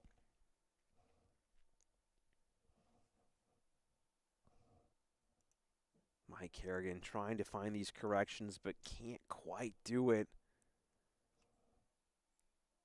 So only finding 41. Ron Sargent looking to produce more triple magic here as he tries to find his way in the middle of these 2 darts. Can't grab it. Drops his score down to 301. Carignan stuck all the way at 460. Needs to produce more than 60 points to try and keep pace. First dart's a great guide. Second dart's just low. Come on, Mike. Find the way in. And he can't produce it. Goes low again. So Ron doing some dances there. We've saved that for the highlights of the next couple of weeks. Ron just dancing about. He's just vibing. He's just chilling. It's a Monday night. We're so close to Halloween. And unfortunately, the Magic Dance does not do Ron any favors, only locking in 45. So maybe less time dancing, Ron. Maybe more time hitting your triples. And looks like Mike is answering the call here with what possibly could be a 180. It looks like a 140, though. Indeed, it is a 140. So a great visit, regardless, from Mike Carignan. All of a sudden making his presence known in this leg here. And Ron struggling to find his way back into that rhythm that he had. Maybe the dancing wasn't that good of an idea, folks. We'll have to see if that comes back to haunt him, Mike Carignan looking to push on ahead, though. Not distracted by the groovy moves of Mr. Ron the Dreamboat Sargent. Finds that critical triple again, showing himself how to throw the dart. Does very well to deliver the goods there with that third one. And Ron Sargent not finding the first one, going upstairs to try and find triple 20. Salvation upstairs, and does find it with that third. So both guys scrounging for anything good here. So we get to the back half of this leg. Ron's first down to an out, 1-2-6. Carignan, 175 remaining. Finds 60. 115 remaining. I think minus 20. I think that's 95 remains. Can't find the trip 19. But I believe he knocks the score down to 88 again. So 88 versus 126 of Ron Sargent. Finds 19, wants a trip 19 for a bullseye force. Can't get it done, so 38 found. And again, we apologize to all the families at home that can read lips. Avert your eyes as Ron discusses those first 2 darts with himself. We apologize there. Only walking away with 56. So Mike Carignan, 88 remaining now. He's been here before, and he cannot afford to keep letting these opportunities slip by. Needs this first dart to go. And the first dart, not happy with it, turns around in disgust with that first dart. Still an opportunity regardless. 83 remaining. Can't find the trip 17. Leaves himself 66. And he finds 20 there to leave himself 46. So 42 punched in. 46 remains. And Ron, 70 remaining. Should be going 18s here. Does choose to go for 18s, but finds one. So now has to go 19 for the bullseye. Oh, and the Dreamboat sinks the dinghy of Mike Carignan with that third dart, and that's why you go for it. Wow. Ron Sargent, what was turning out to be a pretty mundane leg there, ends with some fireworks. Great darts there from Ron Sargent. And they're discussing that. Mike happy with, happy for Ron there. Again, how can you not be with a bullseye take? Solid darts. And now we will go underway once again. No more mistakes allowed from Mike Carignan, who was playing for his night now. He has to win out basically to try and force Ron from finding another nightly win. Might be a blocker there on that first dart. Second dart just a little high, and third dart eventually squeaks its way in there. My goodness. Great correction there from Ron Sargent to force his way in, putting Mike immediately under pressure, who has just not been able to reliably find triples in this game against Ron, which is rather unfortunate because he was able to turn it on against Rudge in this previous game in the semifinals, but that starts. Sometimes you're hot, sometimes you're cold. And sometimes the Dreamboat just makes this game look easy. Going for another one. It looks like he does find the big 140. So ton followed up by ton 40. Ron Sargent looking to wrap up this game in a hurry here. And Carignan certainly feeling the pressure under the gun. Wants two more in there. Second dart is in there. Third dart. Come on, Mike. Oh, not able to find the third one in there, but still a solid 125 found. And Ron Sargent, 2-6-1. Carrigan's just breathing down his neck a little bit, but these darts will push him back ahead. And a solid 135. Ron Sargent firing away. Unloading the cannons on his vessel into, well, the ship of Mike Carignan, who's not looking so hot right now. More or less looking like Swiss cheese out on these waters. Not able to find that second dart in there, and Ron Sargent will be coming back to the board. 1-2-6 remaining after 3 visits. So a great leg here. What can Ron do? Looking for trip 19. Not able to find it. A disastrous second dart. Will leave himself 104 now. So, well, trip 20, trip 18 doesn't really matter now.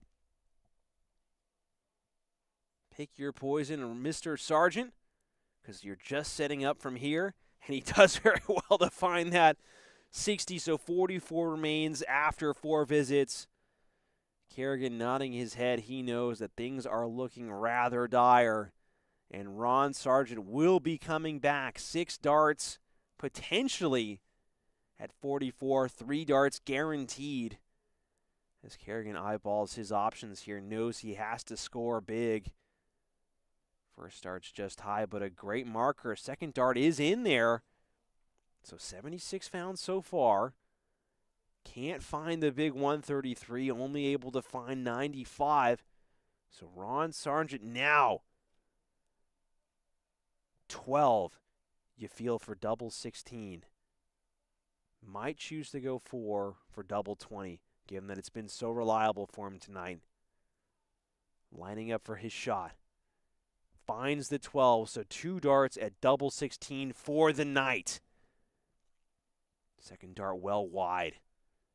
And the third dart is inside, so an opportunity. Long shot opportunity. Carignan, 154. Needs his darts to be perfect to get the sequence going. What can he do?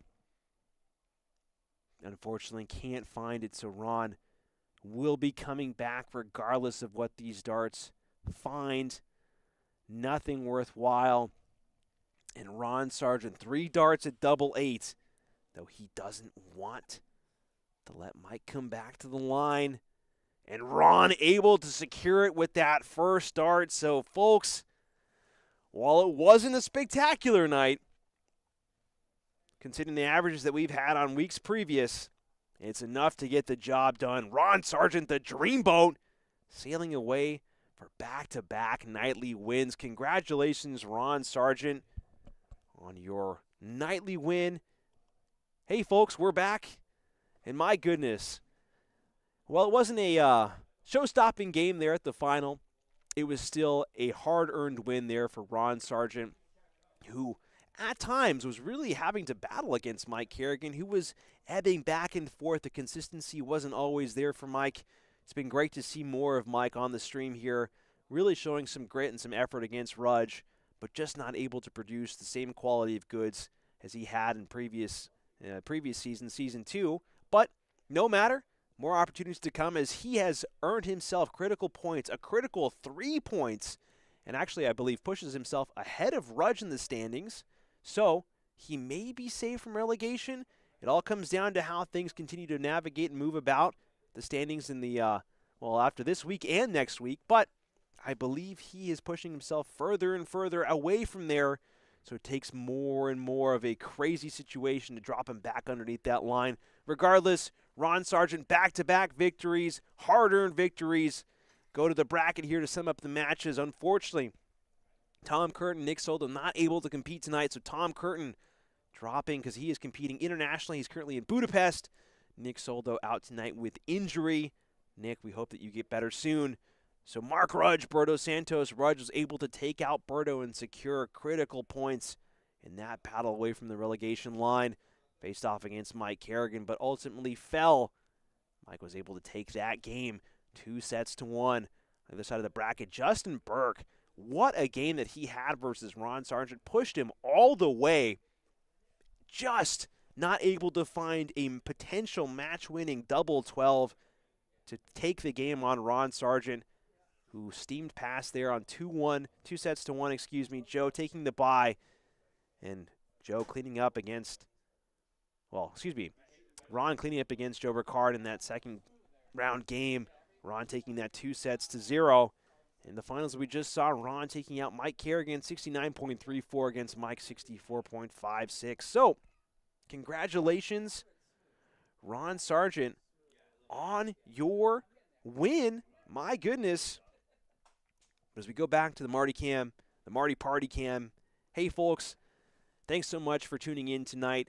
We have one final regular season match awaiting us next Monday. At that point, we'll know who is at risk of relegation. There's only one opportunity for those players at the bottom of the standings to try and claw away some points from the other players. But after next week, our playoffs will be set, and we will know what the final bracket of the season will look like. But we still have one more week of regular season play to get through before we get to the playoffs, so can't get too ahead of ourselves. But from all of us, the full roster of players, all of the staff that we have here at the WPL studio, thank you so much for tuning in. We hope to see you same time next week. Take care, and see you soon.